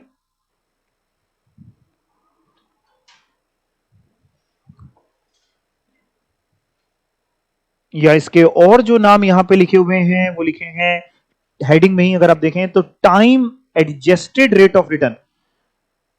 जो आपका एआरआर होता था वो अनएडजस्टेड रेट ऑफ रिटर्न था, उसमें क्योंकि कोई भी प्रेजेंट वैल्यू फैक्टर्स वगैरह से किसी का कोई मल्टीप्लाई नहीं किया गया था, वो अनएडजस्टेड था। ये आपका एडजस्टेड होता है, यानी टाइम एडजस्टेड। टाइम मींस वही प्रेजेंट वैल्यू फैक्टर से कुछ एडजस्ट करेंगे। मैं समझाऊंगा क्या है, इसके पहले तो नाम सिखा दे रहा हूं, फिर मतलब समझा दूंगा। और नाम जो है, पहली लाइन जो लिखी है, this rate is also known as marginal efficiency of investment, internal rate of project, break even rate, और सारे इसके रेट हैं, मतलब नाम है इसके, है सब कुछ एक। जिसका फेमस नाम सबसे ज्यादा जो है वो आईआरआर है, internal rate of return. Sir ये होता क्या है? मैं बताता हूं क्या होता है। जैसे मान लो कोई हमसे कहे कि सर किसी प्रोजेक्ट की एनपीवी निकाल दो, तो हम क्या करेंगे एनपीवी निकालने के लिए? एनपीवी निकालने के लिए टेबल बनाएंगे, और अल्टीमेटली फॉर्मूला क्या होता है एनपीवी का? Present value of cash inflow minus present value of cash outflow. तो यूनिफॉर्म दिया हो ना यूनिफॉर्म हो, हमें निकालनी आती है। और जो भी एनपीवी आएगी मे बी पॉजिटिव आएगी, मे बी नेगेटिव आएगी, और मे बी हो सकता है जीरो आए। जब भी एनपीवी निकाली जाती है तो एनपीवी के लिए एक डिस्काउंट रेट यूज किया जाता है, जो आमतौर पे क्वेश्चन में गिवन होता है कि सर एनपीवी निकाल दीजिए 10% डिस्काउंट रेट को यूज करके, 12% यूज करके, 8% यूज करके, 15% यूज करके हम उस रेट पे एनपीवी निकाल देते हैं। और पॉजिटिव आती है और हमसे रिकमेंडेशन मांगते हैं तो कैसे कहते हैं कि हम प्रोजेक्ट को एक्सेप्ट कर लेना चाहिए। नेगेटिव आती है तो हम कहते हैं रिजेक्ट कर देना चाहिए। यानी एनपीवी जब भी निकलती है, मेरी पूरी बात को सुनो, इधर बहुत ध्यान से देखो, मेरी तरफ देखो। एनपीवी नहीं रिवाइज करा रहा हूं, आईआरआर पढ़ा रहा हूं, इसलिए सुन लो। एनपीवी जब भी निकलती है तो हमें एक रेट दिया हुआ होता है, उस रेट पे हम एनपीवी को निकाल देते हैं। तो सर आईआरआर क्या होता है? आईआरआर का मतलब है वो रेट निकालना जिस रेट पे जब हम एनपीवी निकालें तो जीरो है। आईआरआर का मतलब है वो रेट निकालना जिस रेट पे जब हम एनपीवी निकालें तो जीरो आए। फिर से, एनपीवी अभी तक जब से भी निकाली तो हमें एक रेट गिवन होता था क्वेश्चन पे, हम उस रेट के बेसिस पे एनपीवी निकाल लेते थे। रेट मींस डिस्काउंट रेट जो दिया होता था, तो उसको हम यूज करके present value of cash inflows निकालते थे और present value of cash outflow minus करते थे, हमारी एनपीवी आ जाती थी। हम इस कोशिश में नहीं लगते थे कि एनपीवी जीरो आ जाए, भाई जो रेट है उस पर आएगी, जितनी भी आनी है, पॉजिटिव भी आ सकती है, नेगेटिव भी, कुछ भी आ सकती है, वो एनपीवी होते। आईआरआर जब हमसे पूछता है तो वो क्या कहना चाहता है वो सुनो। वो आईआरआर में वो ये कहता है, आप बताओ सर क्या रेट होगा, आप बताओ सर क्या रेट होगा जिस रेट पे जब हम एनपीवी कैलकुलेट करें तो जीरो आए। ऐसा रेट बता दो जिस रेट पे एनपीवी जीरो आए, वो रेट आईआरआर होता है। ऐसा रेट जिस रेट पे एनपीवी जीरो आती है वो रेट होता है आईआरआर। मतलब मान लो कोई क्वेश्चन है, उस पे हमने निकाला, और लेट्स से मान लो फॉर एग्जांपल 12% पे, 12% के डिस्काउंट रेट पे जब एनपीवी कैलकुलेट करके चेक किया तो जीरो आ गई, तो 12% इज द आईआरआर। 15% रेट पे जब हमने एनपीवी निकाली तो जीरो आ गई, तो 15% इज द आईआरआर। वो रेट जिस रेट पे एनपीवी जीरो आए वो डिस्काउंटिंग रेट आईआरआर कहलाता है। कई बात दिमाग में? ठीक है।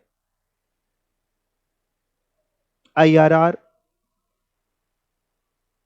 जितना ज्यादा आएगा उतना हमारे लिए अच्छा होता है।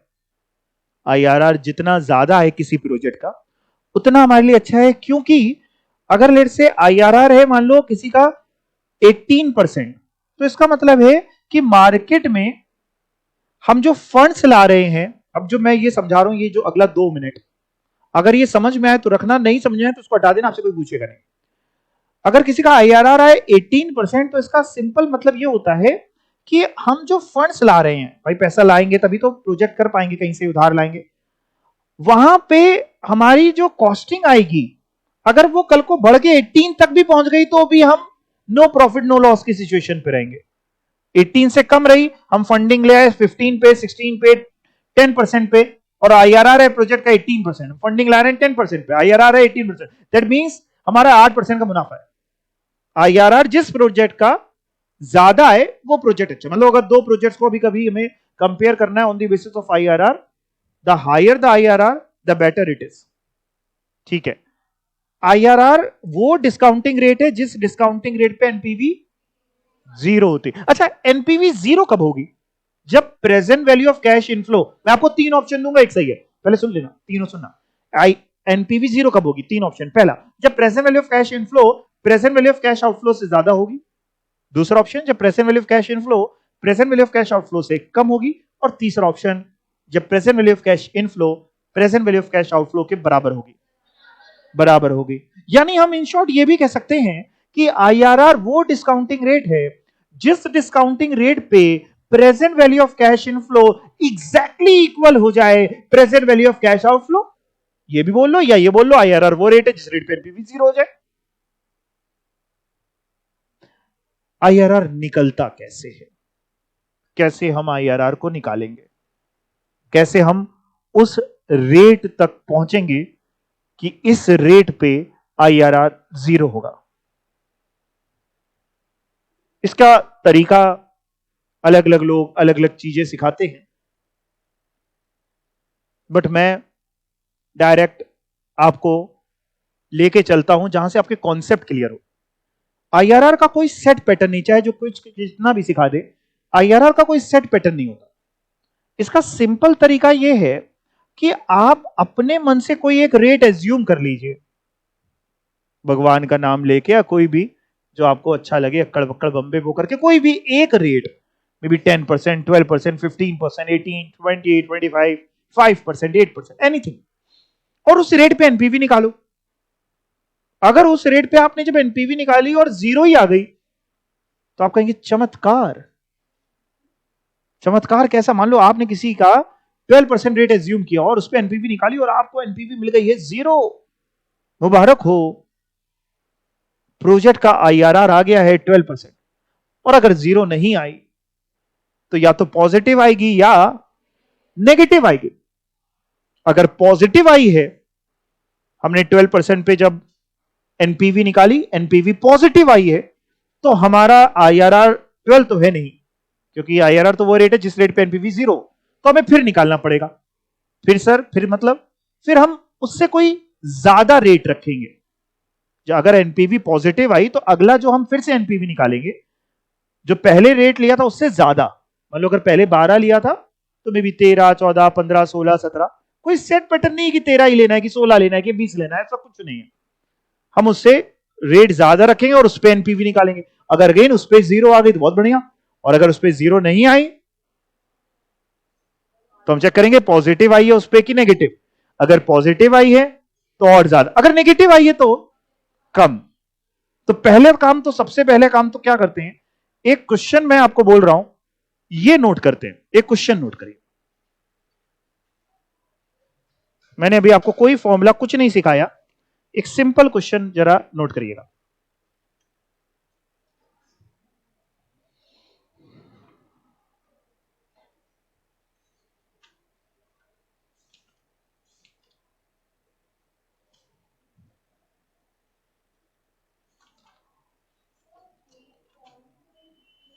है बेटा,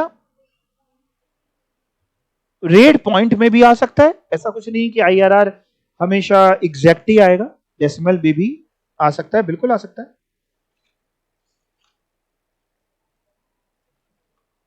चलो एक क्वेश्चन लिखिएगा,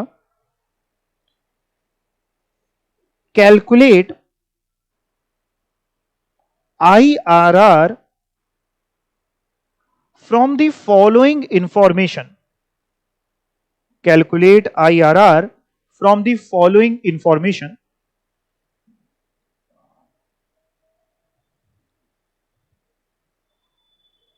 बोलू, नेक्स्ट लाइन लिखना, इन्वेस्टमेंट, दैट इज ब्रैकेट में लिखना, that is cash outflow. Investment मतलब आप जानते हैं ना, cash outflow is equal to 10432। Cash outflow है 10432। Next line, cash inflow is equal to ₹2000 each year for next 10 years. ₹2000 each year for next 10 years. बस इतना ही सा क्वेश्चन है। करना क्या मैं बता देता हूं, मैं पूरी सहायता करूंगी, आपकी पूरी मदद करूंगा। मतलब देखो भाई, करना यह है, अगर इसमें मैं एक रेट अपने मन से दे देता कि 8%, 9%, 10%, 11, 12, 15, तो आप एनपीवी निकाल देते उस रेट पे। मैंने पूरा क्वेश्चन जो आपको दिया, इसमें अगर एक रेट दे दो तो आपको एनपीवी आती है ना निकालनी, बल्कि इजी दिया मैंने जानबूझ के पहला क्वेश्चन, जिसमें आपको यूनिफॉर्म कैश इनफ्लो एनपीवी आती है, रेट बस गायब कर दिया।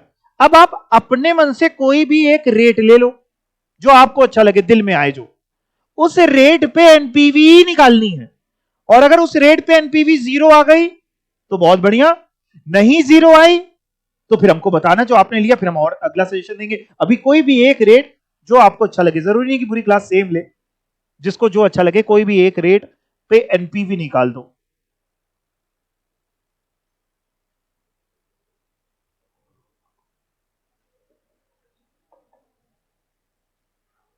एनपीवी निकालनी सबको आती है ना? अपने मन से कोई भी एक रेट आप एज्यूम करिए। देखिए इंसान ठोकर खा खा करके सीखता है जीवन में, तो मैं चाहता हूं आप ठोकर अभी खा लें, वहां पे कोई दिक्कत ना हो। एनपीवी निकाली, किस रेट पे निकाली? 15% पे। पॉजिटिव आई कि नेगेटिव आई? आपकी पॉजिटिव आई है। आर यू श्योर पॉजिटिव आई है? आपने कितनी निकाली? आपने 10% पे पॉजिटिव आई। अगर एनपीवी आपने जिस रेट पे निकाली पॉजिटिव आई, तो थोड़ा ना उससे ज्यादा यूज करके देखो फिर कितनी आती है। यानी कोई और एक रेट पकड़ो, जैसे आपने 10% भी निकाली, आपकी पॉजिटिव आई, तो आप क्या करो, 10 से थोड़ा ज्यादा में भी 11, 12, 13, 14, 15 कुछ भी अपने मन से। अगेन आपकी नेगेटिव आई, अगर आपकी नेगेटिव आई तो आप उससे थोड़ा कम रेट पकड़ के देखो फिर एनपीवी कितनी आती है। जो भी रेट आप लोग मान रहे हैं, अगर उस रेट पे आपने एनपीवी निकाली पॉजिटिव आई, तो उससे ज्यादा पकड़ के देखो आपकी एनपीवी कितनी आती है। और अगर आपने जो रेट पकड़ा उसमें नेगेटिव आ गई, तो उससे कम पकड़ के देखो कितनी आती है। और जो रेट अगर आपने पकड़ा अगर उस पर खुद ही जीरो आ गई, तो आप कह सकते हैं कृष्ण जी का साक्षात आपके ऊपर आशीर्वाद है, ब्रह्मा जी आपके साथ है बिल्कुल। एनपीवी एक ही बार में अगर आपकी जीरो आ गई तो वही रेट, क्योंकि फिर आईआरआर हो जाएगा। बोलिएगा नहीं, ठीक है ना? हाँ बोलेंगे नहीं हम लोग, फिर बाकी लोग मेहनत नहीं करेंगे। मैं समझ गया आपकी आ गई, ठीक है। तो यहाँ पे एक बच्चे की आ गई है, हम दोनों में एक साइलेंट कम्युनिकेशन हो गया है, हम समझ गए उनकी भावनाओं को। बाकी लोग निकाल रहे हैं आराम से, हिट एंड ट्रायल मेथड है, टेक योर ओन टाइम।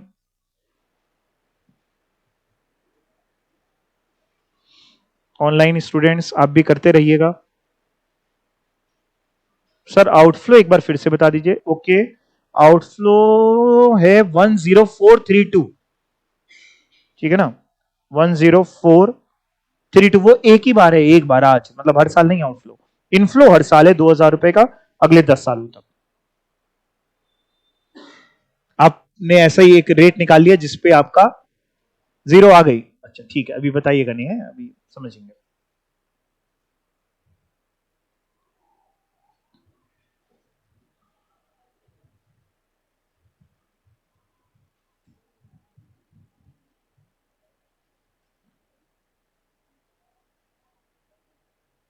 आ गया आपका भी जीरो, आ गई एनपीवी, मुबारक हो। तो जो रेट, जिस रेट पे जीरो आई ना, वो रेट आंसर है, मतलब ठीक है ना, बोलना नहीं भी।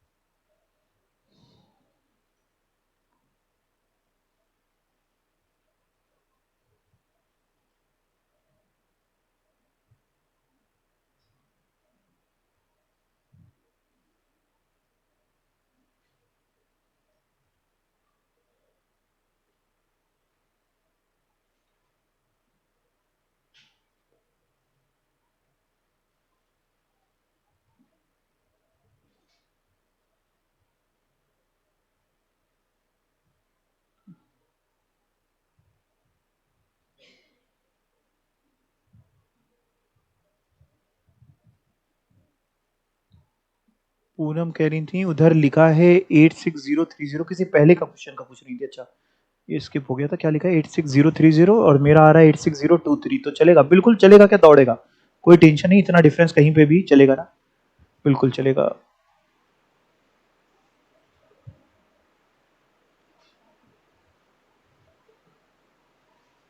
ठीक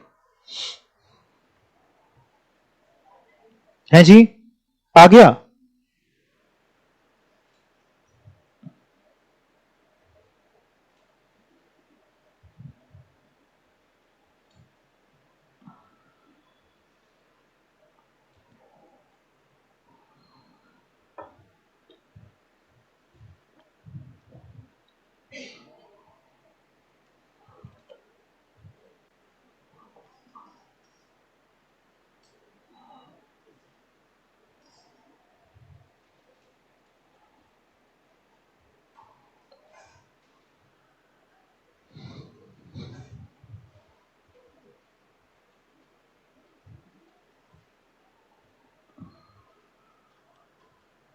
कौन कौन से बच्चे कर रहे हैं अभी?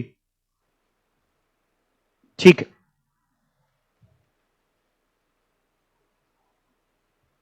दो मिनट आप लोगों को और दे रहा हूं।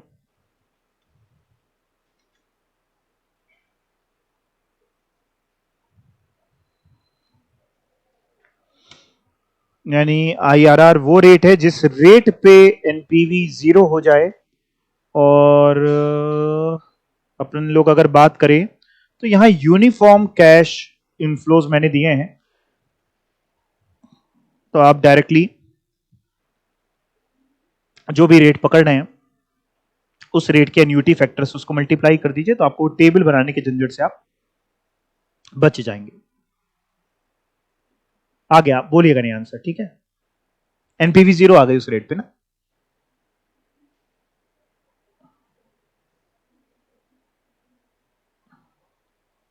अच्छा, सामने वाला भी सस्पेंस में रहता है, पता नहीं सही भी आया है कि नहीं। हमें भी खुशी रहती है कि सही आया होगा, बोलने पे लगता है फिर कहीं गलती बोल दिया आपने आंसर। चलिए, एक मिनट आप इधर देख लीजिए सभी लोग। चलिए, जिनका आ गया है वो भी देख लीजिए, और जिनका नहीं आया वो भी। कुछ नया सिखा देता हूं आप सभी को। जिनका आ गया है ध्यान से सेक लीजिए, आपके लिए कुछ इजी तरीका है मेरे पास। देखिए, हमें एक ऐसा रेट निकालना है जिस रेट पे एनपीवी 0, फॉर्मूला हमें पता है, NPV is equal to present value of cash inflow minus present value of cash outflow. हमें चाहिए एनपीवी 0, इजी तरीका, is equal to present value of cash inflow अभी निकालेंगे, minus present value of cash outflow. पहले लिख देता हूं, कितनी है वो पता ही थी मैंने आपको, 10432। हाँ, कैश इनफ्लो के लिए हमारा हर साल का जब यूनिफॉर्म है, कितना है हर साल का? 2000 इंटू इसमें आप जो भी रेट लेंगे उसका प्रेजेंट वैल्यू फैक्टर, एनयूटी या पीवीआई भी अगर आपको बीच में डालना हो तो डाल दीजिए, या कुछ नहीं लिखना हो, पीवीआई इंटरेस्ट फैक्टर एनयूटी का एट दी रेट जिस भी परसेंट पे लेंगे। आई डोंट नो, आपने कभी 10 पे लिया, कभी 15 पे लिया, कभी जिस पे भी लिया, मेरे को नहीं पता, देखते रहिए ध्यान से। हाँ, कितने साल का लेंगे ये बताया, फॉर 10 ईयर्स, 10 साल के लिए। यही तो आप लोग ने भी किया। आप कभी आपने जैसे 10% पे पकड़ के देखा तो आपने देखा कि नहीं यार पॉजिटिव हो जा रही है, जीरो नहीं हो रही। 15% पे पकड़ के देखा तो आपने देखा नेगेटिव हो जा रही है। पर मैं तो ना आपको एक और तरीका सिखा रहा हूं, हमें यह पता है। अब देखते जाना, हम क्या ये कर सकते हैं कि 10432 को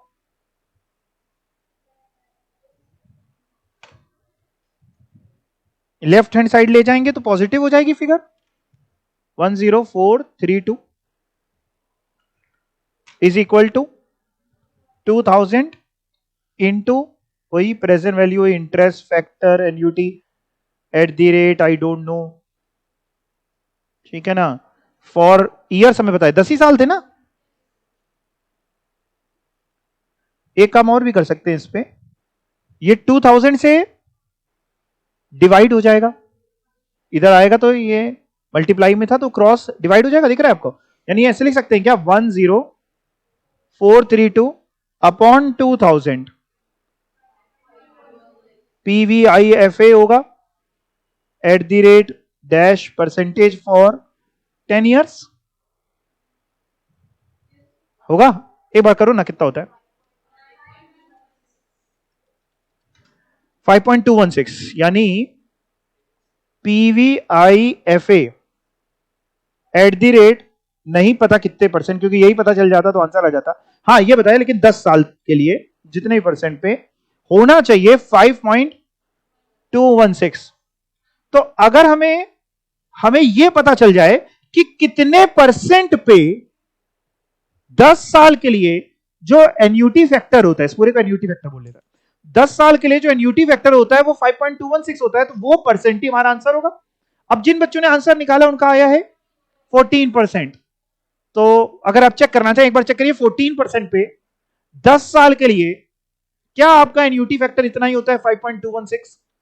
14% पे 10 साल के लिए एन्यूटी फैक्टर आपको कैलकुलेटर में आता है ना, 1 डिवाइड बाई 1.14 और इज इक्वल टू 10 बार दबाइएगा 10 साल है क्योंकि, और फिर जीटी कर दीजिएगा।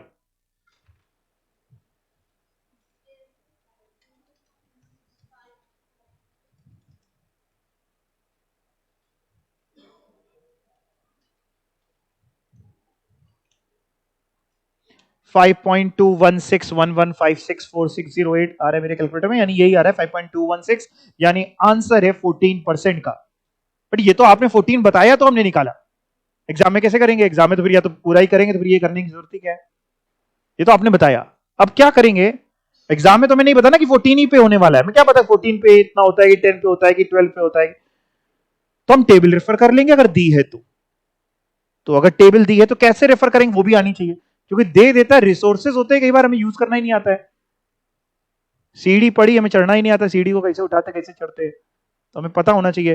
टेबल पे चलते हैं, टेबल पे क्या देखने वाले हैं, पहले एक बार यहां से देख के चलते हैं क्या देखने वाले हैं। हम ये देखने वाले हैं 10 साल पे कौन सी वाली टेबल देखेंगे, 1 वाली कि 2 वाली? 2 वाली, एनयूटी वाली। 10 साल पे 5.216 की फिगर कहां है और उसके सामने कितना परसेंट लिखा है, तो जितना परसेंट लिखा है वो हमारा आंसर हो जाएगा। तो टेबल पे चलते हैं, टेबल 10 साल पे 5 पॉइंट याद रखना 216, 5.216 10 साल टेबल, ये वाली आपने कही है हम लोग, यानी टेबल 2 आप कह रहे हैं हम यूज करने वाले हैं, और ये हटा देते हैं ना पहले का ही वाला, तो हाँ 10 साल ये रहे 5.216 कहीं पे ढूंढिए, और ये कौन से परसेंट पे है, तो हमारा आंसर 14% हो जाएगा। हमें इतनी मेहनत नहीं करनी पड़ेगी।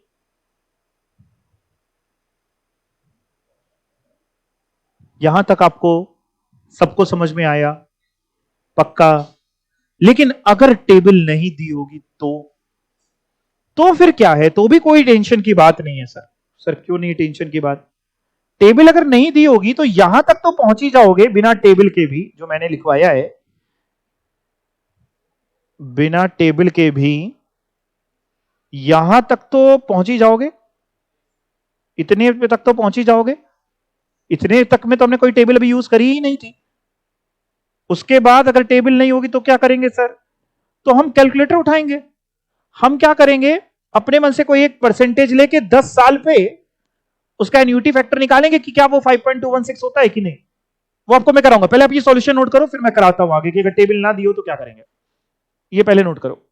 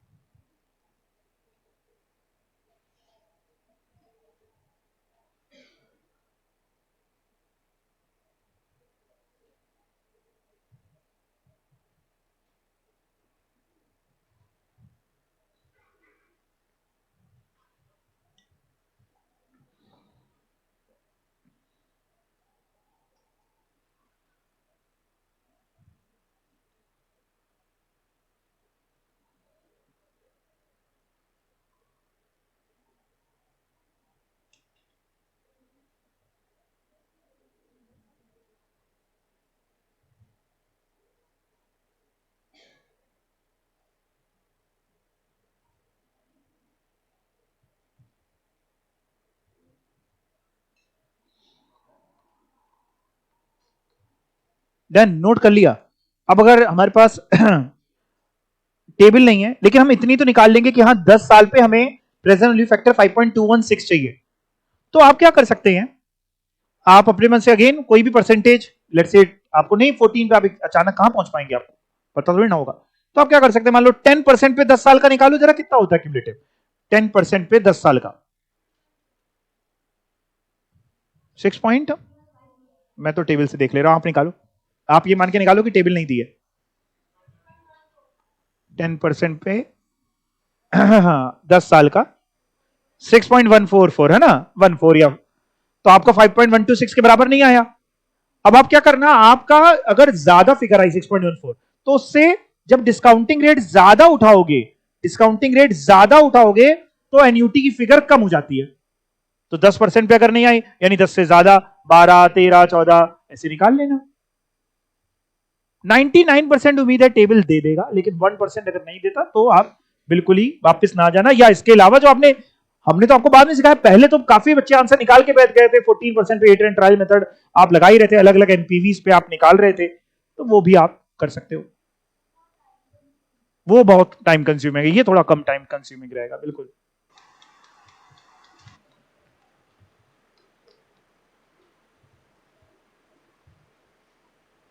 यहां तक बात सभी को समझ में आई? आंसर 14% आ गया। एग्जाम में अगर यही सेम क्वेश्चन आएगा तो आप कर लोगे पक्का? ओके, ध्यान रखना ये जो मैंने अभी आपको सिखाया है, ये मैंने सिखाया है आईआरआर निकालना, वो भी उन कैश इनफ्लोस का जो यूनिफॉर्म है। तो उनमें तो आपने ये काम कर लिया, लेकिन जब यूनिफॉर्म नहीं होंगे तो ये काम नहीं कर पाएंगे। पहले यूनिफॉर्म पे ही एक चीज और सीखनी है, वो और सिखाएंगे, फिर चलेंगे जब यूनिफॉर्म नहीं होंगे तो क्या करेंगे।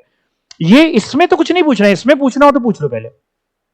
नहीं, अच्छा, ये जो फिगर आएगी ये, और मान लो आपको टेबल दे भी देता है तो आप टेबल से ढूंढ लोगे, 14% आंसर दे दोगे। क्या जरूरी है कि हमेशा एग्जैक्ट फिगर आए जो टेबल पे भी हो? सर मतलब क्या कहना चाहते हैं? मैं ये कहना चाहता हूं कि हो सकता है इनिशियल इन्वेस्टमेंट मेरी 10,432 ना होती, इनिशियल इन्वेस्टमेंट मेरी 10432 ना होके कुछ और होती। कुछ भी अपने मन से बताओ, कितनी? 15,000। चलो, हो सकता है हमारी इनिशियल इन्वेस्टमेंट 15,000 होती है। आप मत चेंज करना, आप सिर्फ सुनते रहना। तो जब हम ये फिगर निकालते तो 15,000 अपॉन 2,000 करते, 15,000 अपॉन 2,000 करने पे 7.5 आता। और हम जब 10 साल के लिए, हमें टेबल भी दे देता, और 10 साल के लिए हम ढूंढते कि हमें 7.5 मिल जाए, तो हो सकता है हमें एग्जैक्ट मिल भी जाता, हो सकता है हमें ना भी मिलता। देखो जरा, 10 साल के लिए अगर हम ढूंढते ये रहा कि हमें 7.5 मिल जाए, तो है ही नहीं। अब क्या करें? तो हम बीच की फिगर उठाते कि 7.5 किसके बीच में है, कौन से दो ऐसे वैल्यूज हैं जिनके बीच में 7.5 आता होगा। इन दो वैल्यूज यानी 5 और, दिख रहा है ना आपको पक्का? 7.5 क्योंकि एग्जैक्ट नहीं है ना। अगर मान लो आपने जो डिवाइड कराया होता, मान लिया आपकी वैल्यू आ जाती 7.36, तो हम कहते भैया 6% आंसर है। बट आपने तो ऐसा वैल्यू उठाई जिसपे एग्जैक्ट तो आया नहीं, तो सर आपने जो दिया उस पर एग्जैक्ट कैसे आ गया? हमने वैल्यू ही आपको जानबूझ के वो दी जिसपे एग्जैक्ट आने वाला था। हमने तो आपके साथ खेल किया, जिसपे एग्जैक्ट आने वाला था तभी आपको 10432 दिया। ऐसी वैल्यू दी जिसपे आपने निकाला और आपका एग्जैक्ट आया 5.21, आपने कहा 14%। बट हमेशा एग्जैक्ट थोड़ी ना आएगा। आपका आया, जैसे भी आपने 15,000 लिया तो 7.5, तो 7.5 का मतलब है कि इन दोनों के बीच में कहीं 7.5 होगा। 10 ईयर का है 7.5, यानी आंसर या तो 5 और 6 के। प्रैक्टिकली स्पीकिंग, प्रैक्टिकली एक इंसान को यह जानना होता है कि आईआरआर लमसम है कितना, तो जान लेता है यार 5 या 5-6 के बीच का है, वो निकालने नहीं बैठता। प्रैक्टिकली 5-6 के बीच का है, वो कौन सा वो आना पाई से कैलकुलेशन कर रहा है, वो उसका कैलकुलेशन को समझ में आ गया कि आईआरआर कितना है, ज्यादा है कम है। लेकिन थ्योरेटिकली स्पीकिंग अगर हमारा ऐसा हुआ तो हम करें क्या? हमें तो आंसर प्रिसाइज निकालना होगा, हमें तो आंसर देना होगा। हाँ, ये हमें पता है कि 5 और 6 के बीच का मतलब 5 पॉइंट समथिंग होगा, 5 से ज्यादा है और 6 से कम है, ये हमें पता है। बट हम फिर करें क्या? जब भी हम ऐसे फंस जाएं तो हम क्या करें? जब भी हम ऐसे फंस जाते हैं तो हम एक इंटरपोलेशन फॉर्मूला लगाते हैं। एक फॉर्मूला लगाते हैं, वो फॉर्मूला मैं आपको सिखाऊंगा, लेकिन उससे पहले मैं एक और क्वेश्चन आपको कराऊंगा, फिर वो फॉर्मूला सिखाऊंगा। अभी मैंने आपके दिमाग में यह डाल दिया कि ऐसा नहीं है कि यूनिफॉर्म कैश इनफ्लो से हर बार आप बिना फॉर्मूले के बच जाएंगे। यूनिफॉर्म कैश इनफ्लो से अगर आपकी जो वैल्यू आई वो एग्जैक्ट आ जाएगी तो आपको इंटरपोलेशन फॉर्मूला नहीं लगाना पड़ेगा। एक फॉर्मूला है, और अगर वैल्यू एग्जैक्ट नहीं आएगी तो आपको वो फॉर्मूला लगाना पड़ेगा। बट वो फॉर्मूला क्या होता है वो बाद में सिखाऊंगा। पहले एक क्वेश्चन हमारे पास है जिसमें इनका सॉल्यूशन हम बिल्कुल कतई नहीं देखेंगे। अगर आपने देख लिया तो सब बेड़ा गर्क हो जाएगा, कुछ नहीं समझ में आएगा। कसम खाइए, अपनी खाइएगा, मेरी नहीं, कि आप सॉल्यूशन नहीं देखेंगे। कराऊंगा मैं, आंसर मैं निकलवाऊंगा, मेरी जिम्मेदारी है, और अच्छे से आपको समझाऊंगा। बस केवल क्वेश्चन पार्ट देखेंगे, ऊपर इसलिए कर देते हैं ताकि पीछे तक जो बच्चे बैठे सबको दिख जाए। केवल इतना पार्ट देखिएगा, बाकी मत देखिएगा, मैं करवाऊंगा, ठीक है। अब प्रोजेक्ट कॉस्ट रुपीज कितनी 10,000 यानी आउटफ्लो है, and cash inflows in the first, second, third and fourth year respectively is 2,000, 3,000, 5,000, 6,000। Calculate time adjusted rate of return. एक होता है अनएडजस्टेड रेट ऑफ रिटर्न, वो तो आपको आता है ARR निकालना। टाइम एडजस्टेड मतलब IRR निकालना है। बाकी क्वेश्चन यहीं पे खत्म। करने क्या वाले हैं फिर से सुने, हम लोग वही हिट एंड ट्रायल मेथड लगाएंगे। यहां पे तो हम वोट नहीं कर सकते ना कि यूनिफॉर्म कैश इनफ्लोज तो है नहीं। अगर यूनिफॉर्म कैश इनफ्लोज होंगे तो हम ये कर लेते, अगर यूनिफॉर्म कैश इनफ्लोज होते तो हम ये कर लेते भाई साहब। ये नहीं कर पाएंगे, यहां पे जो इस समय दिख रहा है ये क्यों नहीं कर पाएंगे, क्योंकि यूनिफॉर्म कैश इनफ्लोज नहीं। तो सर क्या करेंगे, हम टेबल बनाएंगे और टेबल बना के एनपीवी निकालेंगे। सर किस रेट पे, रेट तो दिया नहीं है, अपने मन से एक रेट एज्यूम करके, अपने मन से एक रेट, क्लास में सबका सेम रहे, हम लोग आपस में एक रेट तय कर लेते हैं। आप जो बताएं, मतलब मैं अपनी तरफ से नहीं बताना चाह रहा हूं ताकि आपको ये ना लगे कि मैंने जानबूझ के ये रेट बोला। 10, चलो ठीक है। तो आप सबसे पहला काम, सभी बच्चे 10% पे, ये रहा क्वेश्चन, एनपीवी निकालेंगे। एनपीवी निकालनी सबको आती है, उसमें सॉल्यूशन की कोई जरूरत आपको नहीं। टेबल बनाइए, टेबल बना के 10% पे एनपीवी निकालिए सभी लोग। सेम रेट इसलिए ले रहे हैं कि सभी का फिर एक जैसा आएगा तो डिस्कशन करने में आसान रहेगा। 10% पे सभी बच्चे इस क्वेश्चन पे एनपीवी निकाल के बताओ कितना आया।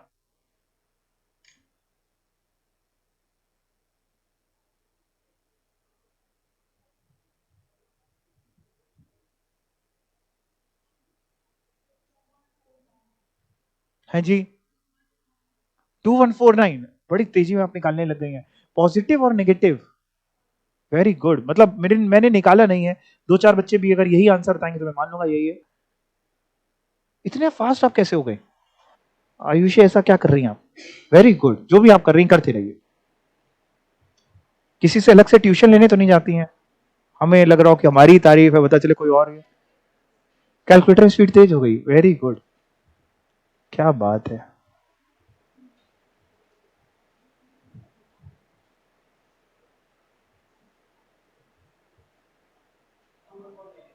2149 यही आपने बताया ना, वेरी गुड आयुषी, बहुत बहुत बढ़िया।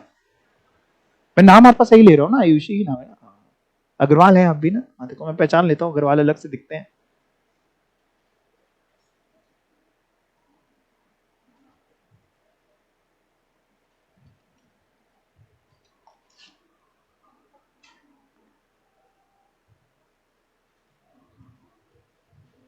अगर 2149 पॉजिटिव ही आ रही है ना, पॉजिटिव आई है तो अब आपको 10 से ज्यादा रेट उठाना चाहिए कि कम?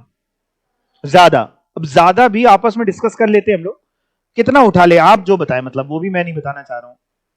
10 से ज्यादा ही उठाएंगे क्योंकि जीरो की तरफ भागने का मतलब है कि 10 से ज्यादा उठाना पड़ेगा। तो कितना आप लोग एक बार बताओ। 11? 11 में फिर क्या होगा ना, जस्ट अगला 11 उठा लेंगे 10 के बाद, तो चांसेस बहुत कम हो जाते हैं कि नेगेटिव आए या जीरो आए। 14 या 15, एक काम करते हैं 15 उठा लेते हैं, 15% ले लेते हैं।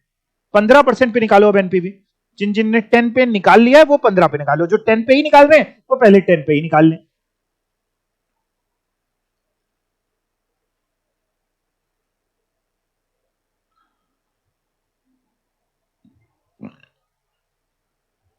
IRR निकालना थोड़ा मेहनती काम होता है, क्योंकि हिट एंड ट्रायल मेथड होता है basically.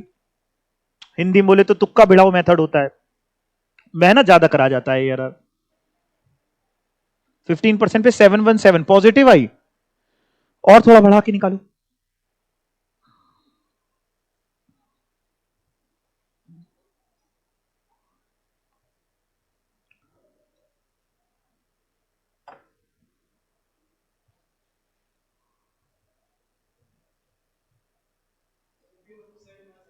Seven one seven positive ना, तो इससे भी हमारा काम नहीं चलेगा, और बढ़ा के निकालो। और कितना निकालने, 20 पे निकालो, चाहे 5 का गैप और निकालो। 20 पे निकालो, 20% पे।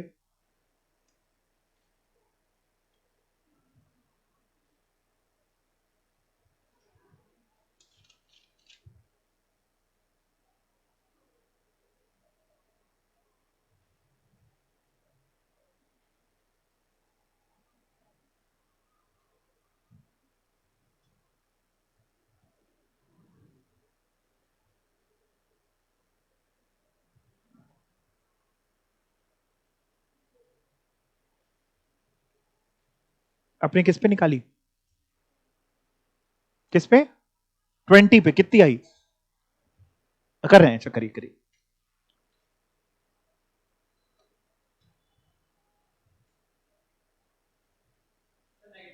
नेगेटिव आई। कितनी नेगेटिव? 470। 20 पे है। 18 पे निकालो फिर। नेगेटिव आई तो थोड़ा कम पे निकालो, 18 पे निकालो।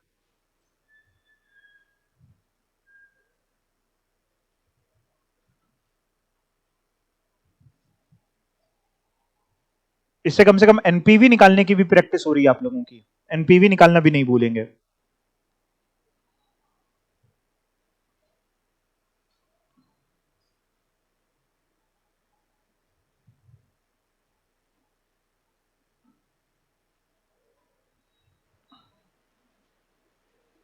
थक तो नहीं रहे आप लोग? थकिएगा नहीं, नहीं तो काम होगा नहीं इस पे। 18 पे निकालो। 18 पे माइनस में आ रही है। पक्का माइनस में आ रही है।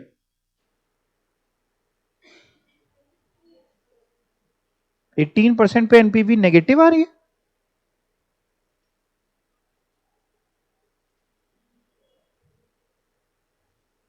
नेगेटिव आ रही है। 19 पे कितनी आ रही है? अच्छा 19 पे निकालो एक बार। 19 पे पॉजिटिव आ रही है। 19 पे 241 नेगेटिव है और 18 पे भी नेगेटिव है। 18 पे एक बार निकालो। हमें लगता है 18 पे नेगेटिव नहीं होनी चाहिए, हमें ऐसा लगता है। नेगेटिव है।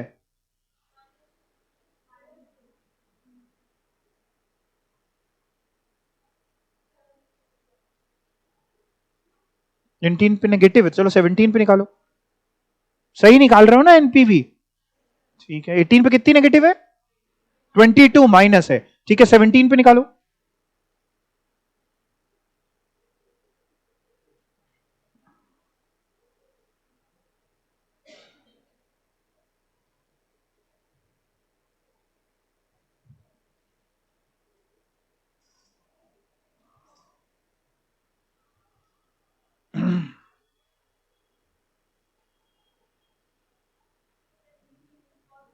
सेवनटीन पे पॉजिटिव आ रही है।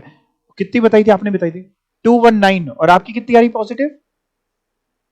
चांसी आपकी 216। ठीक है, 219 216 एक ही बात है। आपकी 219। ठीक है, यानी जो आंसर होगा वो 17 और 18 के बीच में कहीं पे होगा।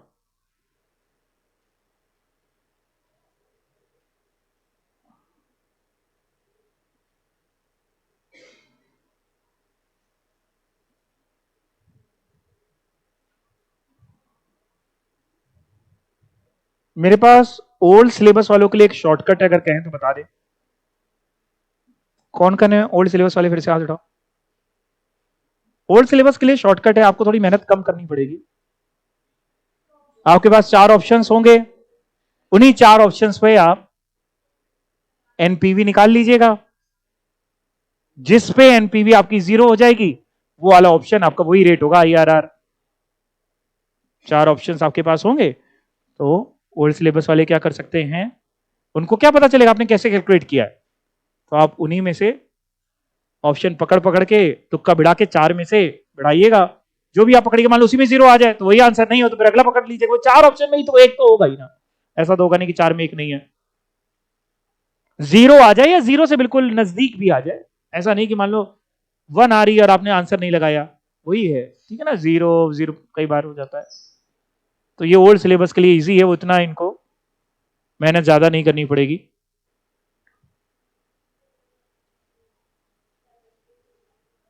है 17 पे पॉजिटिव है, 18 पे नेगेटिव है, यानी 17 और 18 के बीच में होगा। तो ये बीच में निकालने के लिए एक इंटरपोलेशन का फॉर्मूला होता है, वो मैं सिखाऊंगा आपको। 10-15 मिनट लगेंगे, अभी टाइम कम है, अगली क्लास में सिखाऊंगा। अभी के लिए इतना काफी है। न्यू सिलेबस वाले क्या कर सकते हैं वो भी सुन लीजिए। अच्छा, न्यू सिलेबस वाले अगली क्लास में चलो सिखाऊंगा। ठीक है, अभी घर से एक काम करके आना। एनपीवी आप लोगों ने सभी ने निकाल लिए 17 18 पे ना? पक्का? चलो ठीक है, बस इतना ही करके आना, रिवाइज करके आना एक बार। होमवर्क दे देता हूं, 1 मिनट रुको। अच्छा दे देता हूं, ये आईआरआर का टॉपिक है ना बुक में, जहां से थ्योरी ये पढ़ के आना, ये पूरी थ्योरी ना आईआरआर की पढ़ के आना, फिर अगली क्लास में आना, ठीक है। पूरी थ्योरी इलस्ट्रेशन 8 से ऊपर जहां आईआरआर शुरू था ये पढ़ के आना, ठीक है। Thank you.